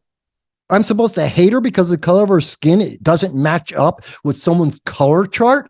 This is how we promote evil in the world. This is how we dehumanize people. We are looking at them as categories rather than as individuals, and therefore they have no worth. And we have put in place this small group of elites pulling the strings saying, obey, don't think, don't consider this consequence or how it's going to affect anyone. Just do as we say. And if you dare raise a question or bring an example that counters that, you are an evil Nazi and we have to destroy you. Has anyone ever considered that's the example of my family. Let's multiply that by a couple 100,000 people, a couple million around the world. Let's think about those consequences. Let's think about what that really means. And the news media will give you a minute and 30 seconds to look at a headline and never consider that question. Who is doing damage to you? Me or them in that scenario? Sorry, I'm a little passionate about that. But I think that was important. Yeah, very important. Our family's like a little bit similar to how yours is. We've got an older brother who's a white male. And me and Cameron are both half white, half Indian. Okay. So, like what you said then does it rings home for us as well. Yeah. And notice, none of in America, it's BLM, Antifa, Progressive Leaders of Tomorrow, also known as PLOT, Democratic Socialists of America, the Progressive Movement, have also the critical race theory, which America is sadly exporting to the rest of the world. I know Macron has been fighting it. Most of the liberal movement in the UK has been trying to embrace this, which is really stupid because you didn't have slavery like we did. So it doesn't make any sense for you guys. I don't know why you keep promoting this. It doesn't apply to you. But I think it's the Tories. No, I'm getting it wrong. Yeah, the Tories. They're trying to push this. It makes no sense. It's stupid. But they're not, again, don't think. Just feel. Just obey. And when you start, the moment that you bring this up to them, they just go, you're evil. They don't actually engage. They shut down. Why? I've just destroyed that example. Your example destroys their worldview. It doesn't fit. You have to think now. You can't just simply obey. You just can't feel good about what you've said and how you're treating people. You actually have to think, and you have to evaluate, and you have to put yourself in someone else's place. And the moment you do that, that worldview collapses. It doesn't work. It highlights itself. It's like a beacon in the sky saying, this is evil. This is dehumanizing.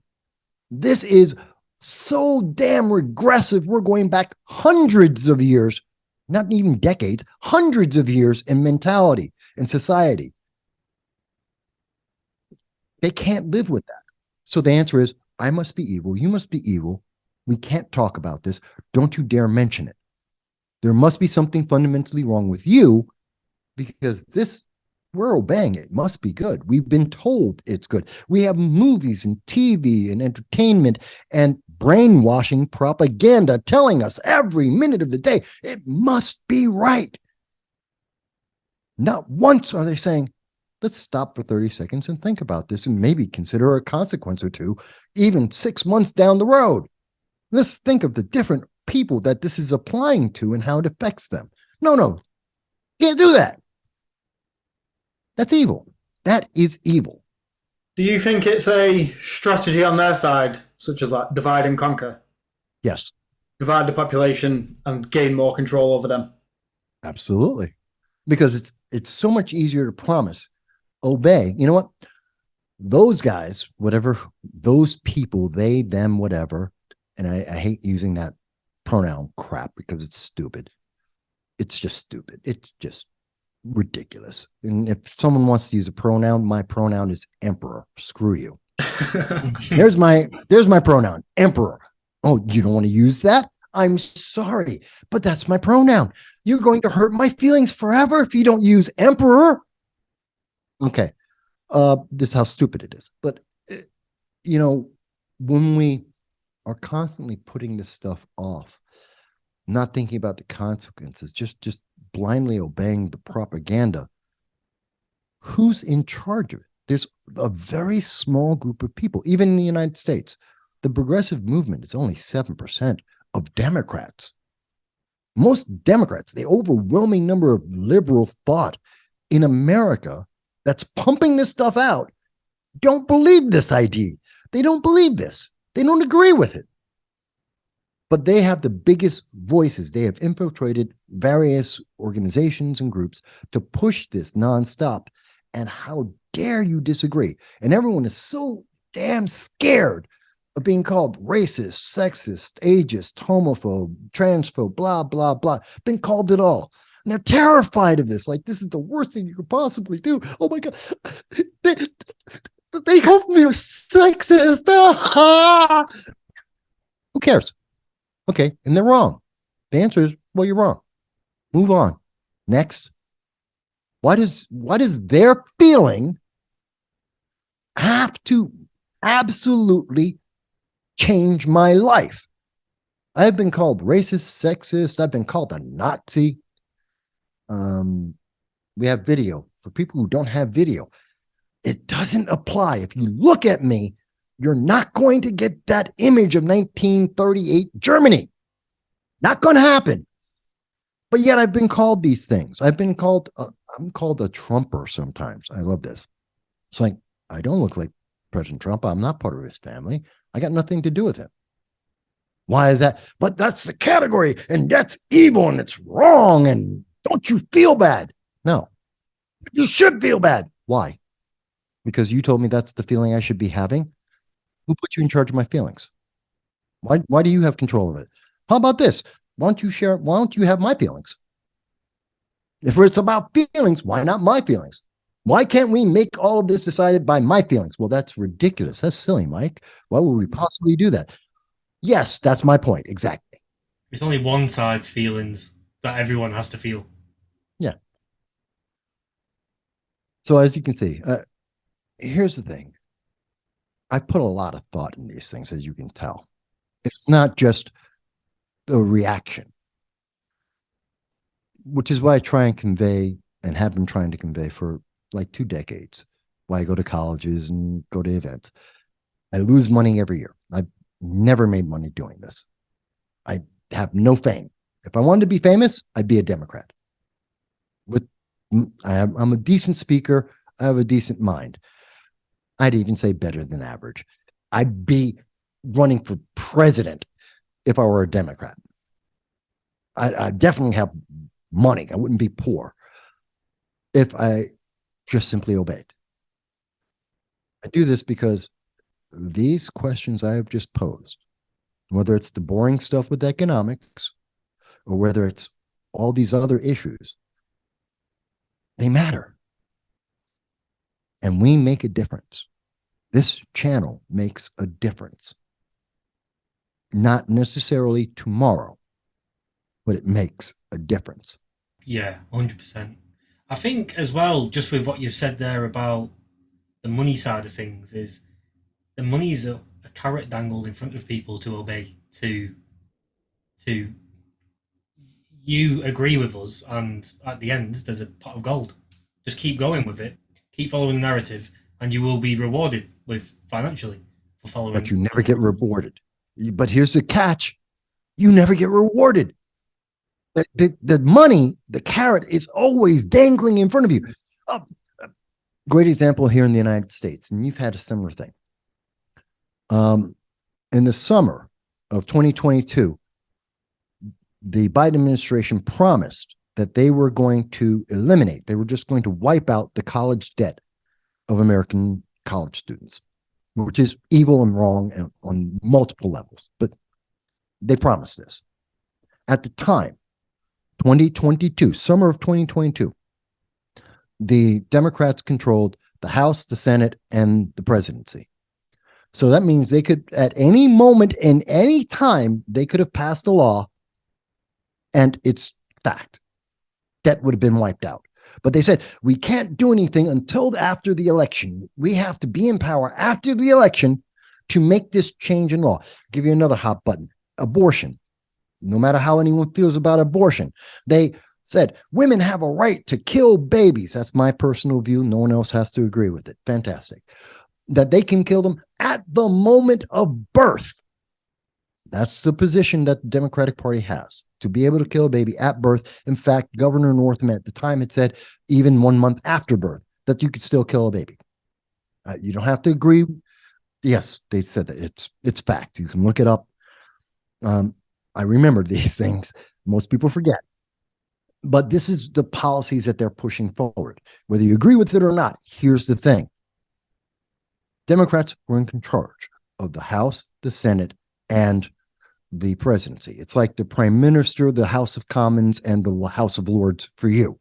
If you have control of the House of Lords, House of Commons, and the Prime Minister, you can pass anything in the United Kingdom anytime you want. Am I correct?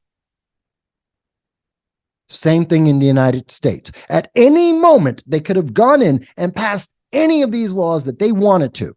The answer was, well, we got to get past 2022 election to be able to pass this. Why? No reason. Doesn't make any sense. Don't think that they could pass it any second.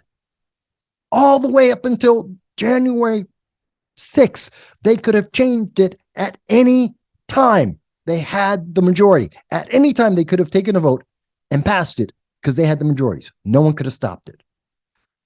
And yet, they didn't. And they are now advertising 2024. If you vote for us, we will eliminate your debt and give you abortion at the moment of birth. We're great guys. It's those other evil bastards that are stopping us. Stop and think for a second. You have just been used. The carrot is still in front of you. You will never get the carrot. And they do the same thing in the House of Commons, House of Lords, and the Prime Minister. You guys are getting that all the time. Rishi Sunak is horrendous. Kemi Badenoch, I thought, would have been so much better for you guys. But instead, you went with milquetoast, middle of the road, bend the knee individuals who are saying that they are conservative, moving conservative movements, and yet they have no actual will to make the changes that are necessary to lead by example the rest of the European Union. I know you're not in it, Brexit and all, which was a good thing, but you're not taking the leadership role. Yes, he's supposed to stop migrants coming in by boats into the United Kingdom. Fantastic. Do it. Not only do that, pick out the people who illegally entered your nation, or your laws don't matter. They don't exist. There's chaos. Therefore, it's a corrupt system, which means if that law doesn't matter, no law matters. Therefore, you don't have a government. Have some balls, stand up for what you believe. If it won't be politically beneficial that moment, but it is beneficial to your nation long term. You will make a greater United Kingdom because of it. Therefore, you should do it, period. And let the consequences prove you correct. And when people are in a better position, look back and go, well, you were mean. That wasn't nice, but it worked. Or am I wrong? Yes, I do pay attention to UK politics, your EU and all that. I do a lot of research around the world. I try to anyway. Can't say I'm an expert. You said you've traveled quite a bit. Where else have you lived? Moscow, Tbilisi, Riga. I was in time in Moscow. It was during the time of the coup attempt. And I was in Soviet Georgia during the time that they had the revolution, the revolt against the communists there. I'm one of the few people who was born. I am a born American. I know some news agencies like to try and say I'm Russian somehow. I don't. Look at me, guys. Literally, I've had college newspapers tell me he's Russian. No, I've lived in Russia. They're idiots. Anyway, that was Binghamton University. Yes, I will call them out by name. Stupid. Anyway, but it's interesting because when I talk about socialism, I've gone to colleges to talk about socialism, First Amendment, Second Amendment. These are big issues for me. And when I go and talk about communism, it is almost always the case that the proponents who are saying socialism is great, communism is fantastic, this is a new world, we have the solution finally. Not one of them has ever lived in a socialist nation. Not one of them has ever maybe they've gone on a visit for a week, maybe 2 weeks as a vacation into a socialist nation. Or they're like Jay-Z, where they get or Sean Penn, where they get the gold ticket tour through the best of things saying, see how wonderful this is now that we've arranged every single step that you're going to see. It's like the Olympics in Beijing. Oh, yeah, everything's fantastic. Everything's wonderful. Don't let those cameramen walk 2 steps off of the path that we have decided for them and show the world anything but what we have already set up. Communism is like that. And so I have this conversation. I've actually seen communism in its full effect. 75 years of communism, where I'm walking down the street and it is the most individualized dog-eat-dog system. Guys got vodka. You got extra pair of shoes, which you're going to trade for a pair of sugar, which will get you a bottle of vodka, which can get you a hell of a lot of other stuff. This is the trading system that individuals were going through. By the way, the government gave you the shoes, the sugar, and the vodka. But the commerce that individuals had to do to get the things they needed to live, like extra bread, that was how they had to survive. I remember having to wait for bread. You get up at 4:30 in the morning, the bread shows up at 5. By 6:30, the bread is gone. There is no more bread. The bread is all provided by the government. You have chits, or it may cost a couple of kopecks, and you can go in and get the bread. But again, it's only there from 5 to 6:30. Once that's done, there is no more bread, period, until the next day for anyone. I can remember I used to pay people. I was relatively rich in terms of rubles at the time. I was working for a private business there in Moscow. And I had someone who I was paying to go to the stores. They would wait on lines. 28 days out of the month, the store was empty. They had workers every day. Shelves are bare. There's nothing in the store for 28 days out of a month. Employees would go in, hang out, and talk to each other. This is in Moscow, the capital. I'm talking about the second ring of Moscow. Anyone who knows Moscow, there's 3 rings to the city. I'm in the second ring. I'm about 2 blocks away from, starts with an N. I just had his name in my mouth. Khrushchev, where he was living. Okay, I'm on Kutuzovsky. 33 Kutuzovsky Doma. Yes, I speak Russian very badly nowadays. Learned it all while I was there. And so that's the address of where I was living. Very close to where Khrushchev used to live. And it's about a mile or so away from their White House, where they had all the tanks rolling up, and I was there for tanks rolling up. Very interesting. And I can remember how there was pay people to wait on that line on the 29th day when the food all came in, everything came into the store. There'd be a line 6 hours long to get into the store to buy everything in the store right then and there, because aside from the stuff that's being sold in the black market out the back of the door, nothing else is going to be there a day later. 24 hours later, that store is empty again. Everything was bought. I have literally seen the first McDonald's in Moscow, first one in all of the Soviet Union. People would literally travel from Novogorsk 3 days on a train with their family to come to Moscow to wait on a line that was, if you know what a New York City block is, it's kind of like a London block. You're talking about like a 2-mile long line. It's wrapping around 3 different blocks.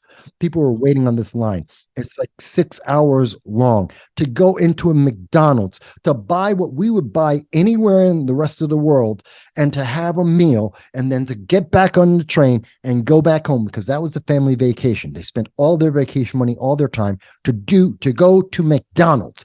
I would cut the line every day, spending 500 rubles, which is a crap load. That's like 4 months of, at the time, 4 months of income to cut the line to walk in with 100 people into the world's largest McDonald's. It's really stunning. To spend, I used to play a game. And these people loved working McDonald's because they get to take the extra food home to their family and friends and sell it off and just feed people. I've never seen people love working at McDonald's pretty much anywhere as much as they loved working there. It was godsend to them. It was stunning. The first time I walked in, it terrified me. It was so scary. seeing someone screaming at you with the pure joy in their heart, saying, please come here. Let me serve you. Give me your order. Earnestly saying this. They believed it. They loved it. Walking on up to the cashier. I give the cashier my order. Fries, person's off, flying. They have 3 people at the cashier. One, boom, flying to get the fries. Another one, I mentioned the burgers. They fly, they get the burgers. I get the entire meal in front of me before I can get the change back for paying for the meal. Because they were in love with what they were doing and they had it down. It was efficient. It was fantastic. People loved this. I would buy enough food for a family of 4, and it would cost me at the time less than $3 American. For enough food for a family of 4 anytime I wanted to. This was meaningless to me. It cost me to cut the line. It cost me $1 American, 500 rubles, 4 months rent. I bought enough food to feed 4 people because I wanted a snack. This was groundbreaking for them. That is communism. Imagine walking into a McDonald's, forget about everything else. When have you ever seen anyone excited to say, let me serve you in McDonald's? In fact, they don't even say that. What's your order? They're not happy. They're not pleased. This isn't a thrill ride for them. Imagine the joy that someone would have to be experiencing to say, please let me serve you. You've got 4 people screaming at you to come to their cashier station so that the 12 people standing behind them can go and run at full speed to fill your order because they are in love with the fact that they are getting paid more and they are able to feed themselves, their family, their friends by working at McDonald's of all places. What kind of a hell did you wind up living in that is brilliant, that people were dying to get that job, that they were competing for this, that they were in love with this. This was a highlight of society at the time in the biggest city, approximately 4 million people, the capital of the Soviet Union, former Soviet Union, the Commonwealth of Independent States. This was their benefit. This was the greatest thing. Imagine that. And then remember, socialism is great. They've got the answer. Everything will be free. You will love it. It's the biggest lie I've ever heard. And there isn't a single, almost nobody, in fact, nobody who's ever lived in a socialist nation that I am aware of, that I have been present with, can stand there on a stage next to me and talk about socialism, actual socialism that has lived it like I did for a year and a half and be able to refute my damnation of socialism. They can't do it. They won't do it. And it's because it's not real. They have a pipe dream to sell, and the reality has nothing to do with it. It is evil. And I'm willing to go to any college campus, anywhere in the world, to have this conversation head to head with anyone who wants to tell me that socialism is great. Let's have that conversation. I offered that to every politician in America. I offer that in colleges everywhere.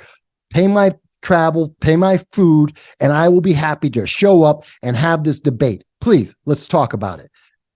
First thing, go over to a Soviet country, a socialist country, and actually live it for at least three months. Then come and talk to me about it. Sorry, it's another one of those things that I'm passionate about. It's such a lie. And it I guess with socialism, anything sort of the government seem to run or seem to have control of runs inefficiently. Yeah. So if the government are in charge of your food and running your food supply, then it's going to run inefficiently based on everything else they've done in the past. Well, yeah, because it's always about control and power. You have to obey. They always have to have a carrot in front of you. You always have to you need, one of the biggest things and downfalls we have in modern society right now is they want more people dependent. They want you to be poor, miserable, and useless. They want you to have a horrible life and angry at other people. Why? Because that means you have to depend on the government. This is happening in America. It's happening in the UK. It's happening in the European Union. You have to depend on the government. Oh, you can't. We need a living wage. Don't think about the consequences of a living wage that would actually increase the amount of poverty. It would increase the number of people who would be unemployed. It would destroy the number of businesses out there. The data is out there. It's not even my data. It's coming from the United States government. They've already done the math, the CBO, Congressional Business Office. 3 different times. It's a fact. These numbers are very concrete, but forget about that. They want you to be dependent because if you rely on the government to provide you with enough food to feed yourself and your family, if you rely on the government to get a universal basic income so that you can afford things like going to see a Disney movie that's going to tell you that your lifestyle is wrong, if you're relying on the government to make sure that no one's saying naughty words that'll make you feel bad, then what life do you have? If they have to provide all that for you, what are you living? Yeah, but you're not supposed to think about it. If you're too busy taking the handouts and saying, hey, but I got to see that movie. I got to have Hulu or Netflix. So I'm distracted. Yeah, the materialism that comes with it. There you go. I've been that's it. I'm distracted. I'm having a great time. Yeah. But the moment you stop, if you ever stop and reflect on it, this is some absolute evil that has been done to you, and you are a slave. You are a slave, whether it's economic or social or socioeconomic. You are a slave, and the image of freedom is in your vote. And until you change the way you vote, until you start questioning these things, asking or demanding for answers, asking for efficiency and effectiveness, until you start doing that, you're just running a loop of slavery.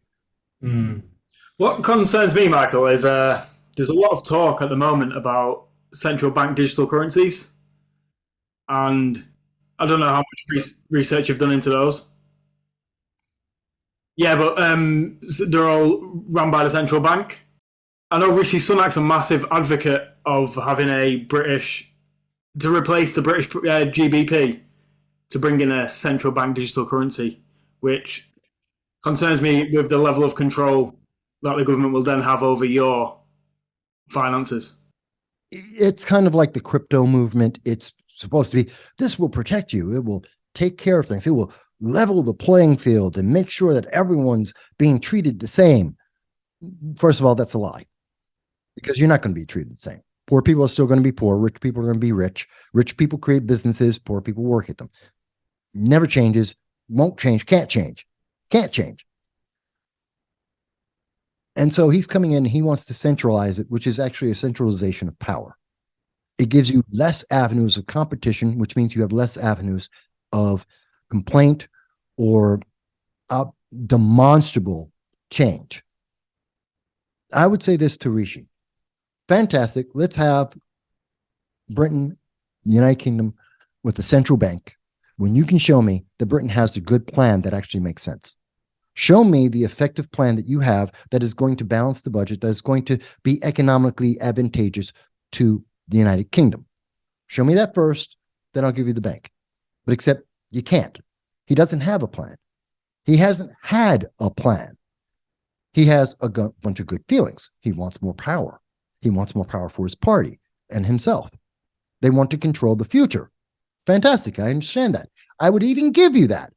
What's the benefit? What is the net outcome at the end of the day that's going to be so overwhelmingly positive that everyone else is going to be better off? Are there still going to be poor people? Yes. Is the percentage of poor people going to change? No. The number of business owners is going to change? No.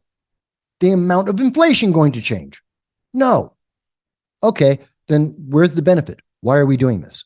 Because it's more power for you, so that if anyone dissents, you can punish them more easily. Kind of like Canada when they had their truckers. Take away their money, kill their bank accounts, and say, don't you dare speak. Well, that would be more empowering for the government in the UK, but how is it empowering for anyone else? If he can answer that question for me, then I'll be more happy to cheerlead him from the United States and anywhere else in the world. But I don't think he has an answer for that. And as far as I can tell, no one's challenging him on that. Not even the Tories, not even the liberals, because they can see a way to make that work for them too. Yeah. That's the scary thing about it. So no one's challenging, but they should. So that's what I would say to Rishi Sunak. But he's a little bit ivory tower for me. He's not going to hear what I have to say because he doesn't care. Not that he's an evil person. It's just he's not a common man. He has no common man concerns, nor has he ever had them. Hmm. What are your thoughts around the World Economic Forum, obviously, and their and but more specifically, what just because we're coming off communism, what's your thoughts around the World Economic Forum being successful in implementing communism across the Western world? The WEF, WEC, they're actually not looking for communism. I think that's a misunderstanding a lot of people have. They're looking for power. They're looking for an oligarchy, which is often confused with socialism and socialism is an intermediate form of communism. You have to have socialism first to get to communism, because communism only exists when it's global, when it's worldwide, according to Marx. But socialism is his intermediary step, where nation after nation becomes more and more socialist, and then it envelops the world. And in those socialist nations, they are controlled by a small group, whether it's a Politburo or whatever name they would like. It is a small oligarchy of individuals that control the division of all the assets and goods of the state to everyone equally, except some people are more equal than others. Look at the Politburo, look at the life. I've lived it. I understand the difference. Don't believe me? Ask anyone who has escaped from a socialist nation, and they will give you that example. Venezuela, North Korea, China, go down the list. They will all tell you the same thing. It doesn't change.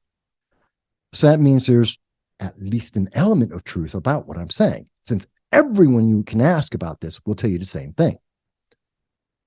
So the WEC, the WEF, they are looking for World Economic Forum.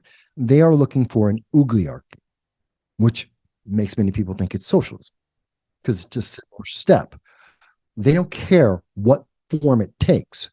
They want power. This is a small group of individuals who are looking to empower themselves and to constrain anyone else from doing things that would take power away from them. If you want to call it socialism, they'll go with that. If you call it something else, they will go with that. They don't care. It's whatever is effective to give them the power that they want. So it's not socialism. Yeah, I guess at the stage of when they do manage to get power, then the labels are irrelevant. So, yeah. At all, in any sense. It's whatever they have to do to sell it so that they get the outcome that they want. Now, the problem is, my biggest problem with whether it's the WEC, WEF, the United Nations, they're all looking at means of control. They're trying to institute a system of control that is controlled by a very, very small, minuscule group of individuals with massively wide-ranging ideas that do not work. They have never worked in any individual country or any group of countries. Why the hell are we giving them power and paying attention to them? Nothing they have offered works, and when we look at the analysis, there is no projection that is more beneficial to do what they're doing than doing whatever we're doing now. So I don't agree with them. Because, again, and I've said it several times, but one of my ultimate rules in determining whether or not any politician or any policy, is it effective? Is it efficient? Am I getting a benefit from this? And if I can look at it and go, well, it's not better. Yes, tomorrow it may look nice. Okay, keep going. In 3 years, 5 years, 10 years, does it still work? No. Okay, then why am I bothering with this? Because I'm not going to, my lifespan isn't a year. I still got a couple more decades, maybe. Then I don't care if you tell me, well, next week you'll feel good. Screw you. I'm going to be alive in 10 years. What's going to be happening then? Oh, well, it'll be maybe not as great for you then, but you'll be living different. I'm sorry, different doesn't mean good.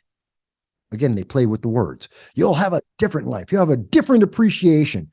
That doesn't mean good. That's transforming again without giving me different how. What's different? Is that different better or just different worse? the income is inequality, which is stupid. Of course, there's income inequality because people are different. Not everyone speaks like I do. Not everyone thinks or looks like you guys do. There's always a disparity. Okay. So the only way to make the income, here's the ultimate thing. Income disparity. How do we resolve that? Easy. We take everything from the United States, everything from the UK, everything from the EU, everything from Canada, and we give it to Africa or South America. Because you're not going to raise Africa up to the quality of life of the UK or Germany or the United States, France, Poland. You're not raising them up to that. It's not realistic. It's never going to happen. So what you can do, though, is lower the standard of life for all of these first world nations and drop them down to second or third world. And yeah, now everyone's equal. So guess what? Equality means poverty. Equality means loss of rights and freedom. Equality under the system that they are trying to put forward is slavery. Yay, let's go for that. Now, if they told you that, you'd say, screw off. I'm never going to do this. You guys are out of your damn minds. I'm not giving up my life for that. Instead, they say, well, this is good for you. You'll enjoy it. It's good for the world. And if you don't like it, you're an istinophobe. You're evil. So, with the way society is at the moment, and like we've discussed on the pod already, that people aren't thinking the way or having these discussions that we're having. People are just going along with the narrative, watching the 1 minute sound clips on the BBC News or whatever. Do you think the World Economic Forum will be successful in implementing the policies that they want? They already are. It's not if they will be successful. They already are. So the question is, how far do we let them go before we resist? And the answer I'm not clear about, but it's further than where we're at now. Yeah, you can feel it though, that there's got to be a turning point. There's got to be a point to resist. Should be, but that'll be more individualized. It'll be each community, each country is going to reach that level individually. Because again, we're all individuals. Even our nations are individual, and the willingness of people to accept a promise without any reward is very different. Second world nations being told things will be fantastic, you're going to get stuff, is really attractive until they realize when you actually get there, they're going to say, but you have more than everyone else. I mean, literally, the poor in the United States, 86% of all the poor people, literally people living on the streets of America, are richer than 86% of the world. That's how vast the quality of life is. Which is the reason why we have so many illegal aliens entering America. They're not immigrants. They're not people we want here. They are breaking the law. They're criminals. These criminals have broken into America, millions of them. Why? Because to live on the streets of America as an abject poverty by American standards is 86% better than living almost anywhere else in the world. And you're telling me that we're going to bring Venezuela up to America standards?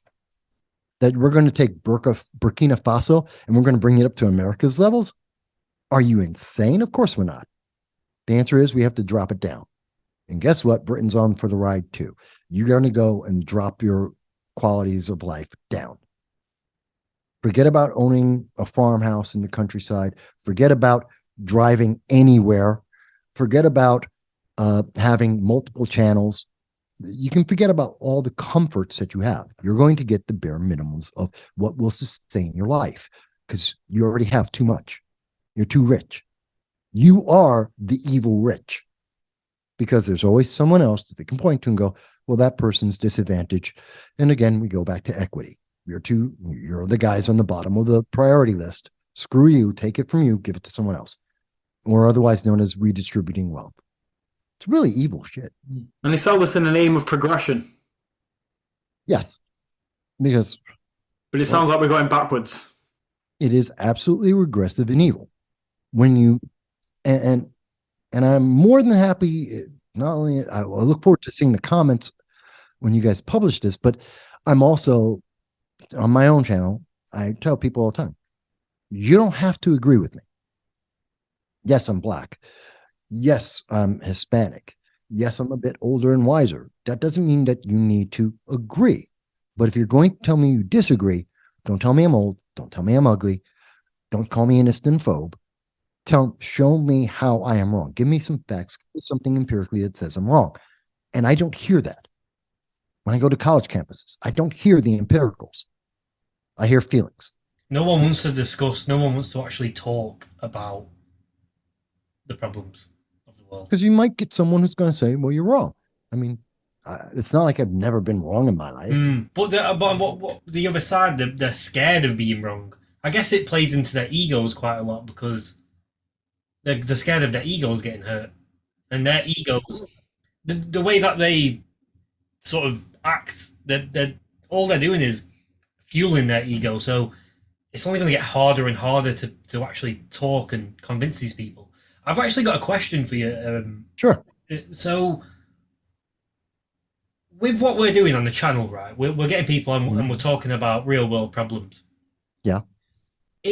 Separate from the channel in this community that we're trying to build, in real day-to-day life, there's a lot of people who I wouldn't say necessarily disagree with what we're saying, but a lot of people they sort of know what's going on, but they're a bit sort of like it's not really affecting me right now, so I'm not really that bothered. How would you handle, or how do you handle people like that? Because in my opinion, they're contributing to the problem of being sort of naive to it, or just ignorance, I guess. Yeah. Well, it's the evil of good men is when they do nothing in the face of evil. When good men do nothing in the face of evil, that is the greatest harm and evil that can be done. And it's paraphrasing a quote. Individual in my day-to-day life, I am, and as I look at it from my channel, I'm the voice of people who are afraid to speak. That's what this channel is. What you guys are doing is you're the voice. Everyone's afraid to be the outcast, the one who's going to be called the ist and the phobe, the one who's going to, in my case, get death threats. It's because I'm challenging people to think, and that opposes the long-term goal of many of these groups. I'm taking power away from them. And when you do that, and the more successful you become at that, what I have found is when I go out and about regular world talking to people, one of the things people notice in like our conversation, I'm actually a very reasonable person. I'm a pleasant person most of the time, unless someone's coming up and like, you want to come at me, I will defend myself, and I'm a Marine, so there you go. But many people come to me and will go, and I encourage this, and I've told people this, when I have a conversation with people, like what we're talking about here, I may highlight, I don't like this. I've never once said in this entire conversation, don't be a communist, don't be socialist. I have not once said, vote this way or that way. I've highlighted individuals, notice right and left, maybe more to the left, but right and left, that I've highlighted in my country, in your country, in other countries that I have issues with. It's for the individual to decide, this is the best thing for me. This is my choice. That's one of the most important aspects, taking this from this format into the real world. Let people know you can have the conversation. I have had many conversations with people who say, I know I've seen you talk about this before, so you know something about it. You follow this. Can you tell me about it? I say, okay. One of the first things I say to people who don't know me or ask me, do you want my opinion, or do you want to know about the subject? Yes, I know this is an issue I know about. Which one do you want? Because if you're asking for my opinion, okay, you've already made up your mind, you know something about this, and you want to see, why do I feel the way I do about it, or what are my conclusions? If you know nothing about it, I will take a completely neutral stance, and I will give you a layout. These are the things that I know, the facts. This is the bill. This is what it says. This is what it does or is proposed to do. These are the things we know about it. This is how it got here. Here are the elements that I have been able to identify or I'm aware of that led us to this moment. And here are the most likely things to happen with that. Whether you like it or not, whether you agree with it or not, is up to you. And if you don't agree with me, and very often, a lot of these subjects I've been following for many years, so I can quote many of the stats like I have here today off the top of my head. But I do a lot of research for this. I spend 8 hours a day, most days, sometimes 12, researching everything all the time. And I will tell them, okay, you don't have to believe me. In fact, don't believe me. Don't believe a word I've said. Go look it up for yourself. Here's a couple of keywords you could use, or use your own. Read the material, read the bill, look at both sides of what they have said. One of the key things I love to do, and my channel emphasizes this, I don't quote the right. I don't go to right wing. I almost exclusively, 90% of everything I present is from the left. It is from those who oppose the viewpoint I have almost every single time, because it's not about just accepting my words. I give people the links. I show them the information where I am drawing my conclusions. Here are the facts. Here's the sources, so that they can go themselves disputing everything I believe and say, okay, and here it is. Read it for yourself. Come up with your own mindset. And if we encourage that to people outside of this format, then we have improved our communities. And that's important for people to know. When you're walking down the street, when they stop you and go, I saw that show you did, and I listened to Alessa out of Canada, and she was talking about some of her feelings. Let me ask you, you know something about international politics to a degree. Here's a question about X, Y, Z. They're going to come to you and say that. That is a moment, that is the most important moment to say, fantastic. And the first thing I would advise you, ask them, do you want my view, or do you want the issue? People will be amazed, because no one ever tells them that. They always say, well, here's the answer. Here's the only way to look at it. No, here's the information. Well, my view, that's different. My view may or may not coincide with the way the facts are presented, but so there's a big difference. And when people get to hear that and find out they have the power, it's suddenly very empowering. Oh, I get to make the decision. I get to say whether I like it or not at the end of the day. No one's offering me that. They don't go to BBC or Guardian and get that. They don't go to MSNBC, ABC, Fox News. No one's telling them, you get to choose. They're telling them this is the answer. Very empowering for people. That answer that? That's a very good point. I like that. Really good, yeah. I mean, you've really opened my eyes to quite a lot today. I think one of the main things which you were saying quite early on in the podcast, and you've said it a few times throughout, was a lot of people don't think, they just feel. And I see, even obviously with myself, obviously I'm going through a journey myself, and learning and developing and becoming a better person every day. But that's something that I think is really going to stick with me, that don't think, just feel, because that's what a lot of people do. And when you sort of detach away from think first and feel later, you could actually, you can always feel. Yeah. You can always feel, and your feelings will change. My feelings change all the time. I just had it's interesting, as an example, and I know we were talking slightly about it before we started. I mentioned on Monday, I had a candidate, a person I know, Larry Sharp. He's a libertarian, so he's neither Republican nor Democrat. He's got a very different viewpoint, but a good friend of mine. I've known him for many years. He invited me on to talk about sex work and sex workers. And we were supposed to have two individuals. We wound up with only one, who is a e-girl or cam girl, to talk about sex work and that, and OnlyFans. And I honestly, I knew the subject that they wanted me to talk about. So I looked about it a little more deeply, because I don't do a lot with sex work. That's not one of the topics I cover a lot. So I looked into it. And I can honestly tell you that my initial feeling The day he said, would you talk on this? I said, sure. As I went through, I had about 4 or 5 days, and I was going back and forth on different articles, looking at it, looking at the people who I was going to be speaking with, seeing some of the things they were saying about it. My feelings changed about half a dozen times. I was like, no, absolutely not. And then, oh, I could see why you would want to do that. And then I thought about it and said, well, wait a minute. You know what? But that's not as empowering. But is it really empowering? I can see why someone would want to do that. But wait a minute. What about the kids? And I went through about 6 different ways of feeling about it with different aspects as I learned more of the issue. And I won't tell you that I have an absolute, well, certain aspects I have absolute beliefs on, and some of them I'm willing to maybe bend a bit or understand that they're completely out of our control. That's what it's supposed to be about. That's what life is supposed to be about. Yeah, I have some very hard and strong views. You have some very hard and strong views. They don't have to be mine. They don't have to be anyone else's.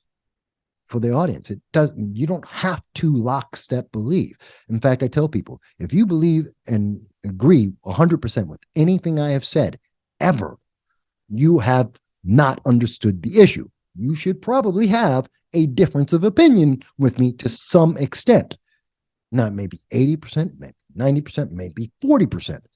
I don't know what that is for you, but it shouldn't be word for word verbatim. This is what Mike said, so it's true. If you say that, you haven't thought it through.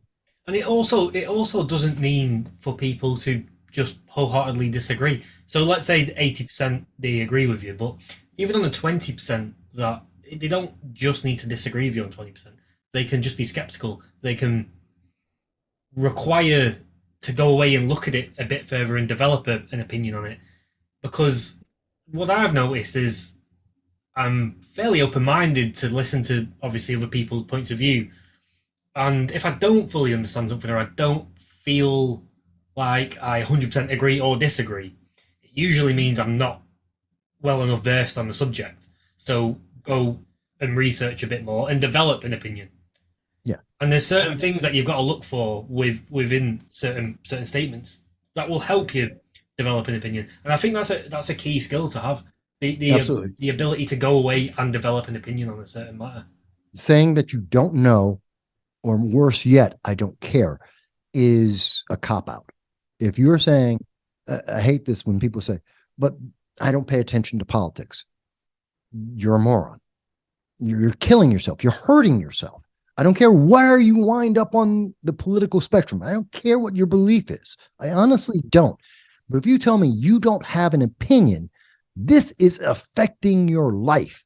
It is directly changing what is happening, how much money you earn, how the quality of life you're going to have, whether or not there's going to be a war or depression or famine.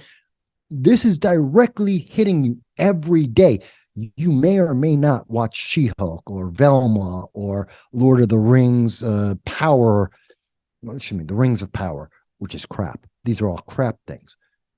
Fantastic. Or maybe you see the latest Marvel movie or whatever. Maybe you don't. Or you watch the Grammys as they push Satanism and you could say, well, that's all fine and fantastic and great. But if you're telling me that you know more about the Kardashians than you know about what's happening with taxes, which is taking money out of your pocket, if you know more about MILF Manor than you know about whether or not we're getting closer to World War III, something is wrong. You don't have to have my opinion or your opinion. You better have an opinion on this, because I guarantee you, if they turn off MILF Manor tomorrow, your life is not going to end. But Russia just said there is no holds barred on being able to have the use of nukes. North Korea just fired another ICBM at Japan, who decided, since no one's reacting to it, in particular the United States, they're, for the first time since World War II, they're going to build an offensive military, $325 billion, and they're going to have that army in place well within 5 years. That South Korea is saying they want nukes or they will make their own.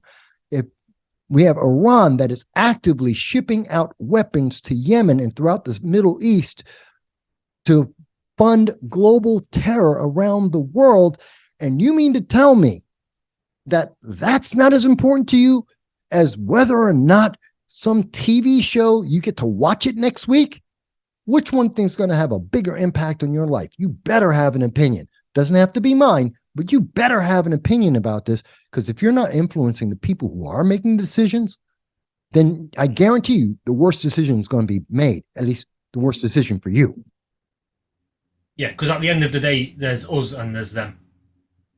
Yeah. So, especially when you have people who are guaranteed, that have promised that they want to kill you. I mean, when Iran says they want to kill the West, they want to kill Europe, Israel, America, they don't say everybody except the progressives. Hell, they want to kill the progressives even more. If you're more left-wing, if you believe in women's rights, you believe in gay rights, trans rights, you believe in sexism, they want to kill you faster, because they want everyone to believe what they believe, the Ayatollah says is true. And if you don't agree with that, they want you dead. They're not going to make an exclusion just because you're wearing a rainbow patch. In fact, that's going to be something that's going to make them say, yeah, you first. No one's thinking about that. These are important things to think about. It keeps I think, me up. again, yeah, your point, it relates back to people's feeling, overthinking. People feel good when they watch this shit TV reality shows or Marvel movies. People feel good watching it, feel good afterwards. But if they were to read about Japan putting together a military and all these threats from North Korea, what's going on in Russia, Ukraine, what's going on in Iran, people don't like hearing it, and they don't feel good when they hear it, so they avoid it. Worst answer. Change it. I don't like talking about, I don't like seeing the negatives. I don't enjoy saying that we are in a recession, that it is getting worse, that we're going to be in this until 2025. I don't enjoy talking about the fact that there is in place right now a global food famine, a global food shortage, 30% less food in the world, which doesn't go away, by the way, at the end of winter, which a lot of people seem to think. Well, we just get through the winter and the food will be back. No, it takes a year. We have to get through the winter, plant the crops, grow the crops, harvest the crops. That's a year. We're not even going to know until next October whether or not we have the food back at the levels we need it to be, or whether we're going to be short again.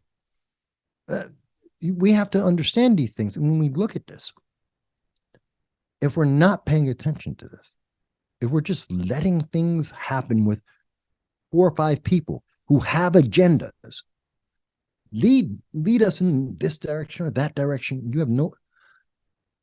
Why in the hell are they going to pay attention to you if you don't speak? I say this about America a lot. We have the right to vote. 4 out of 10 Americans vote on average on any given election. Slightly more, about 5.5 out of 10 during presidential years, give or take any given year. You know what that means? 6 people don't count. 6 out of 10 people don't matter. It's very similar in the UK, as I understand it.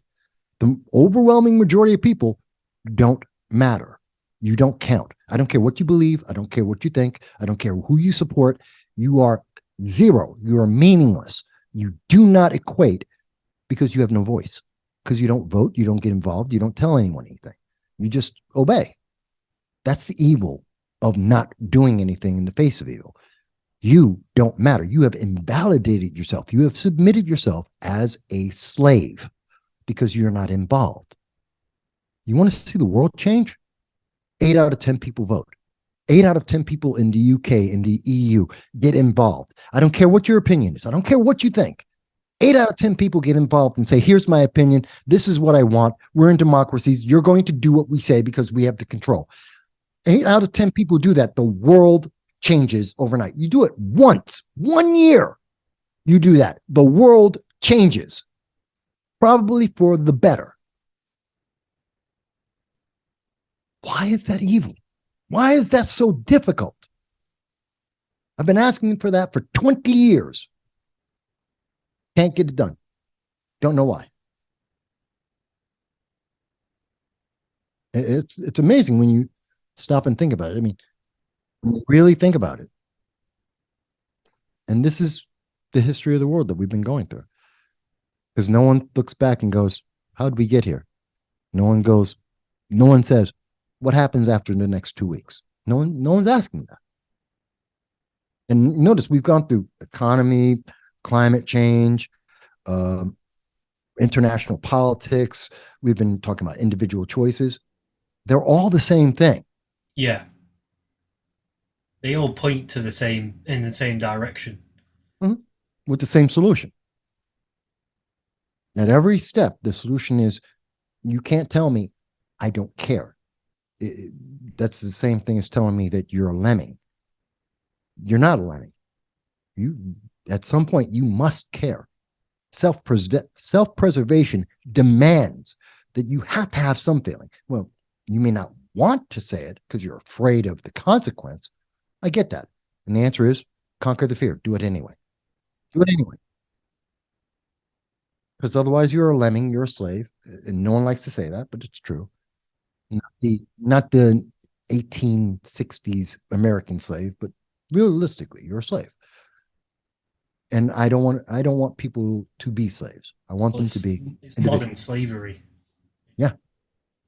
And I guess why, a lot of people are afraid of the consequences. But it hurts a lot of people's ego to not even just speak about the topic, but to listen to the topics, to gain understanding on what's actually going wrong.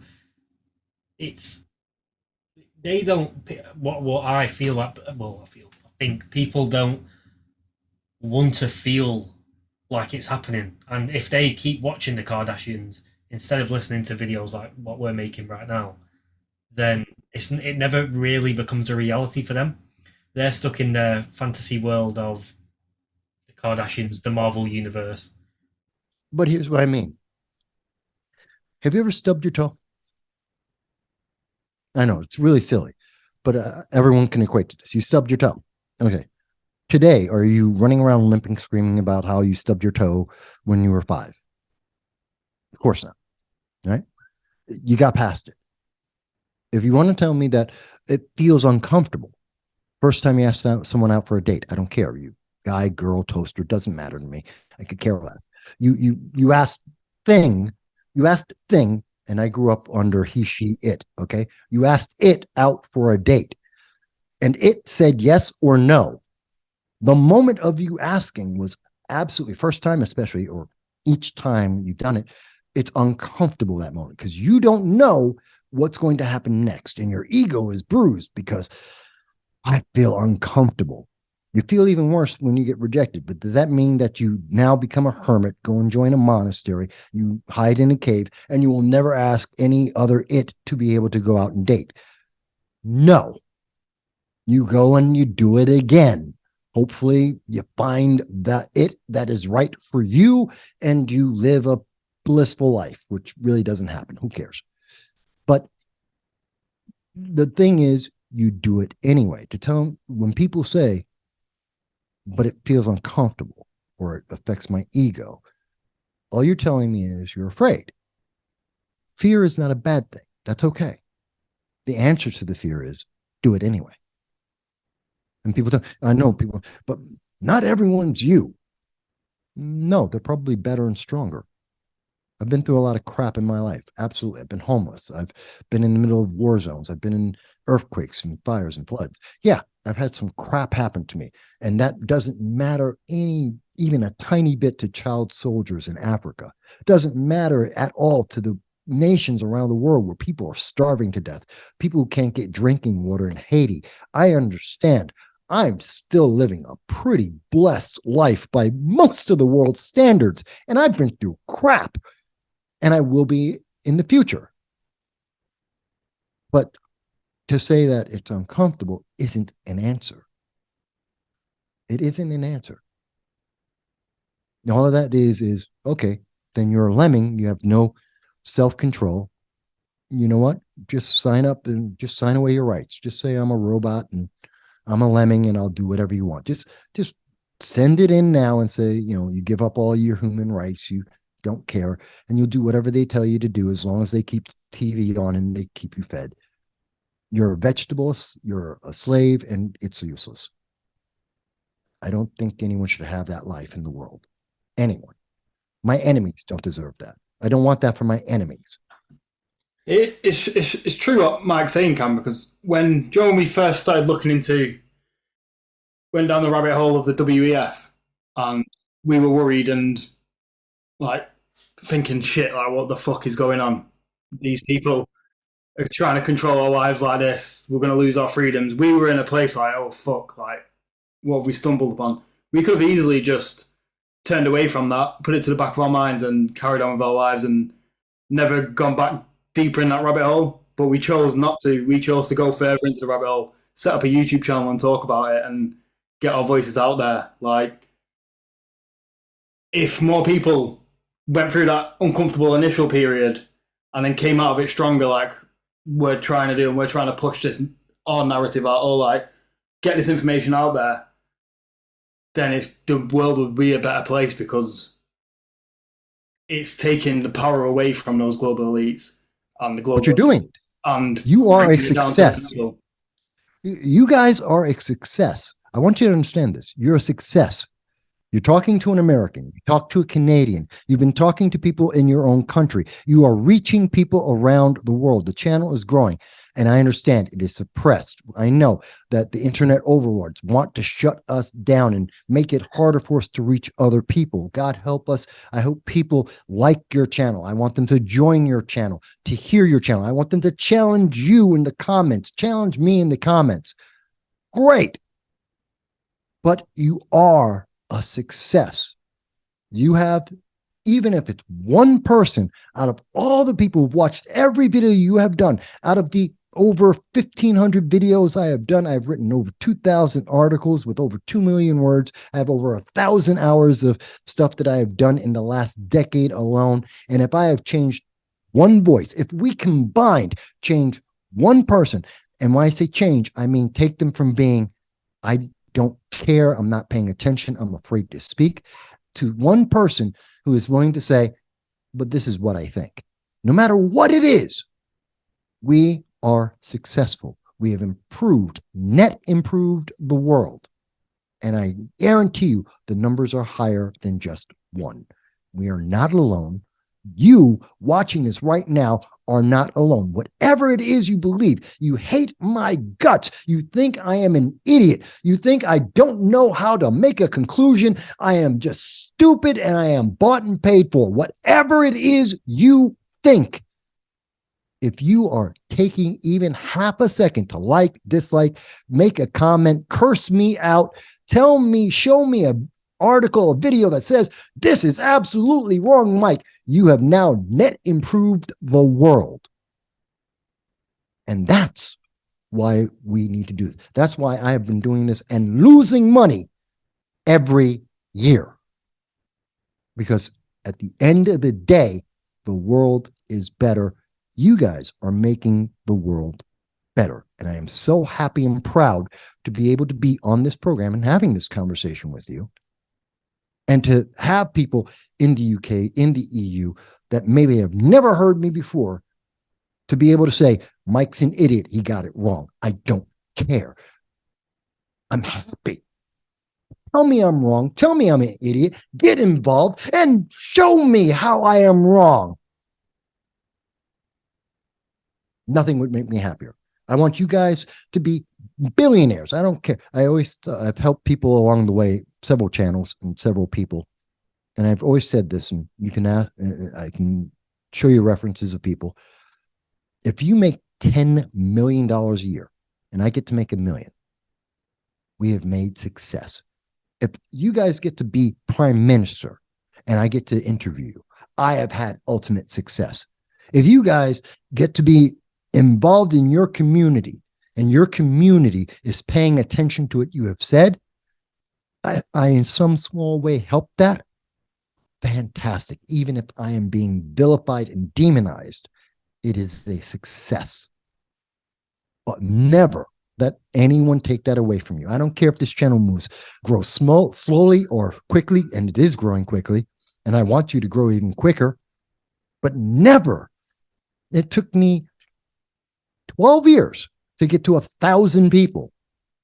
It's not because I'm stupid. It's not because I can't speak. I can show you the suppression that I've seen, and I do it on a regular basis. Every time I speak, YouTube blocks me in 86 countries. I am constantly having the keywords I use are targeted. I can show you things on Twitter where they've literally said, it's sensitive, we can't show it to people. And that's a good thing, because that means everything I have done is effective.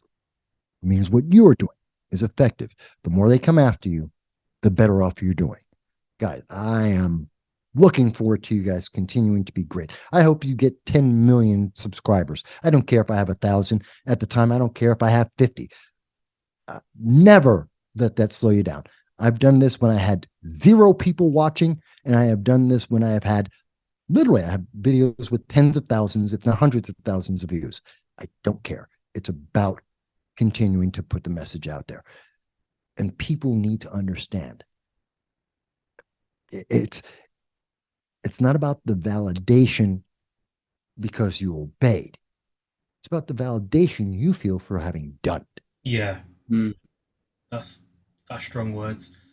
Because, first of all, thank you for everything you've just said. I mean, thank you for the whole podcast. This has been amazing. This has been really, honestly, good. Michael, thank you. It's been amazing.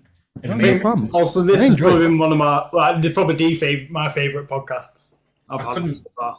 It's been, I enjoy this, to say the least. It's been amazing. I wish I could do it more. I mean, if Edinburgh College wants me to come by, I'll do it there too.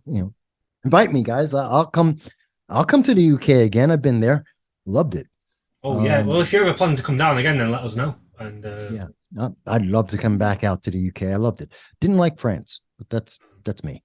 One thing I wanted to say though about what you've just said there is, let's say we get to 10 million subscribers and you're still on 1,000. When me and Aaron have sort of always, since we started this, we've always wanted to build a community, and that means a community of like-minded thinkers, people who are trying to change the world for the better.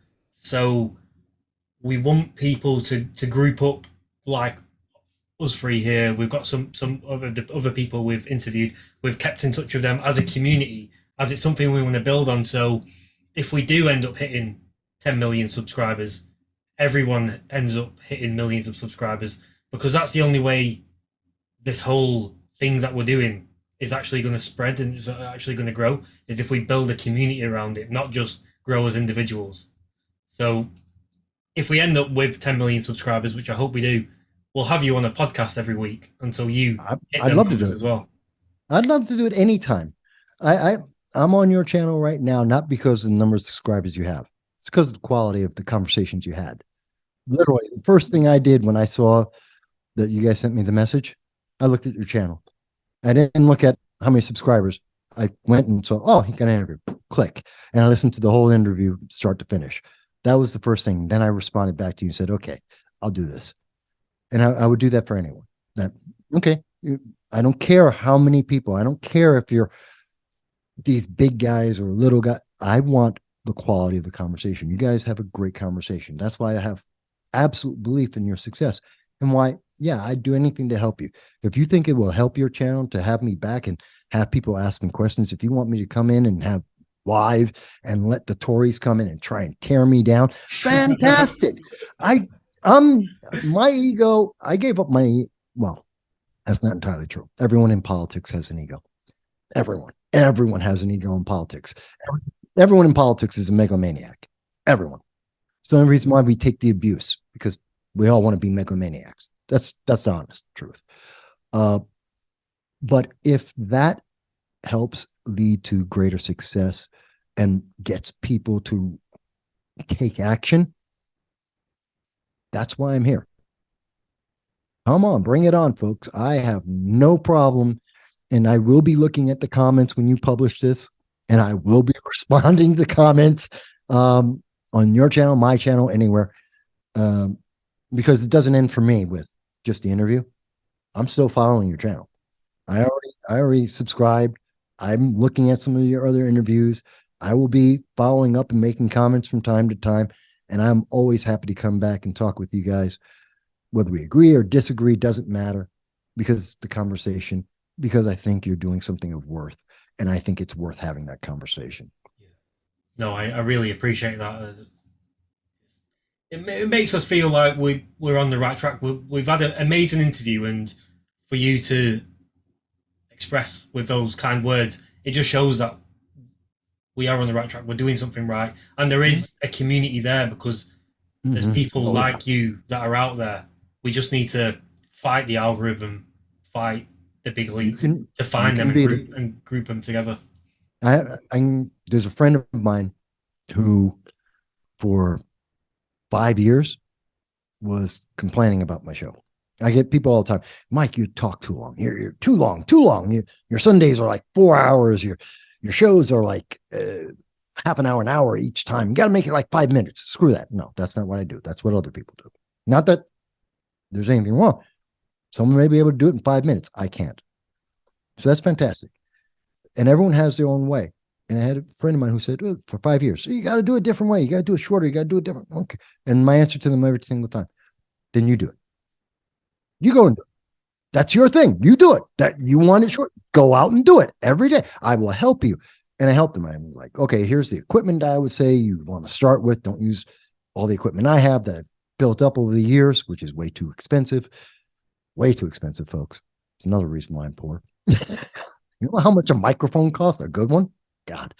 But, here's the equipment you can start with. Here's the programs I use. Here's how you use them.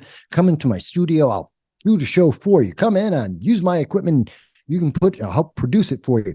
Whatever it takes. And I've had 4 or 5 people who've tried that.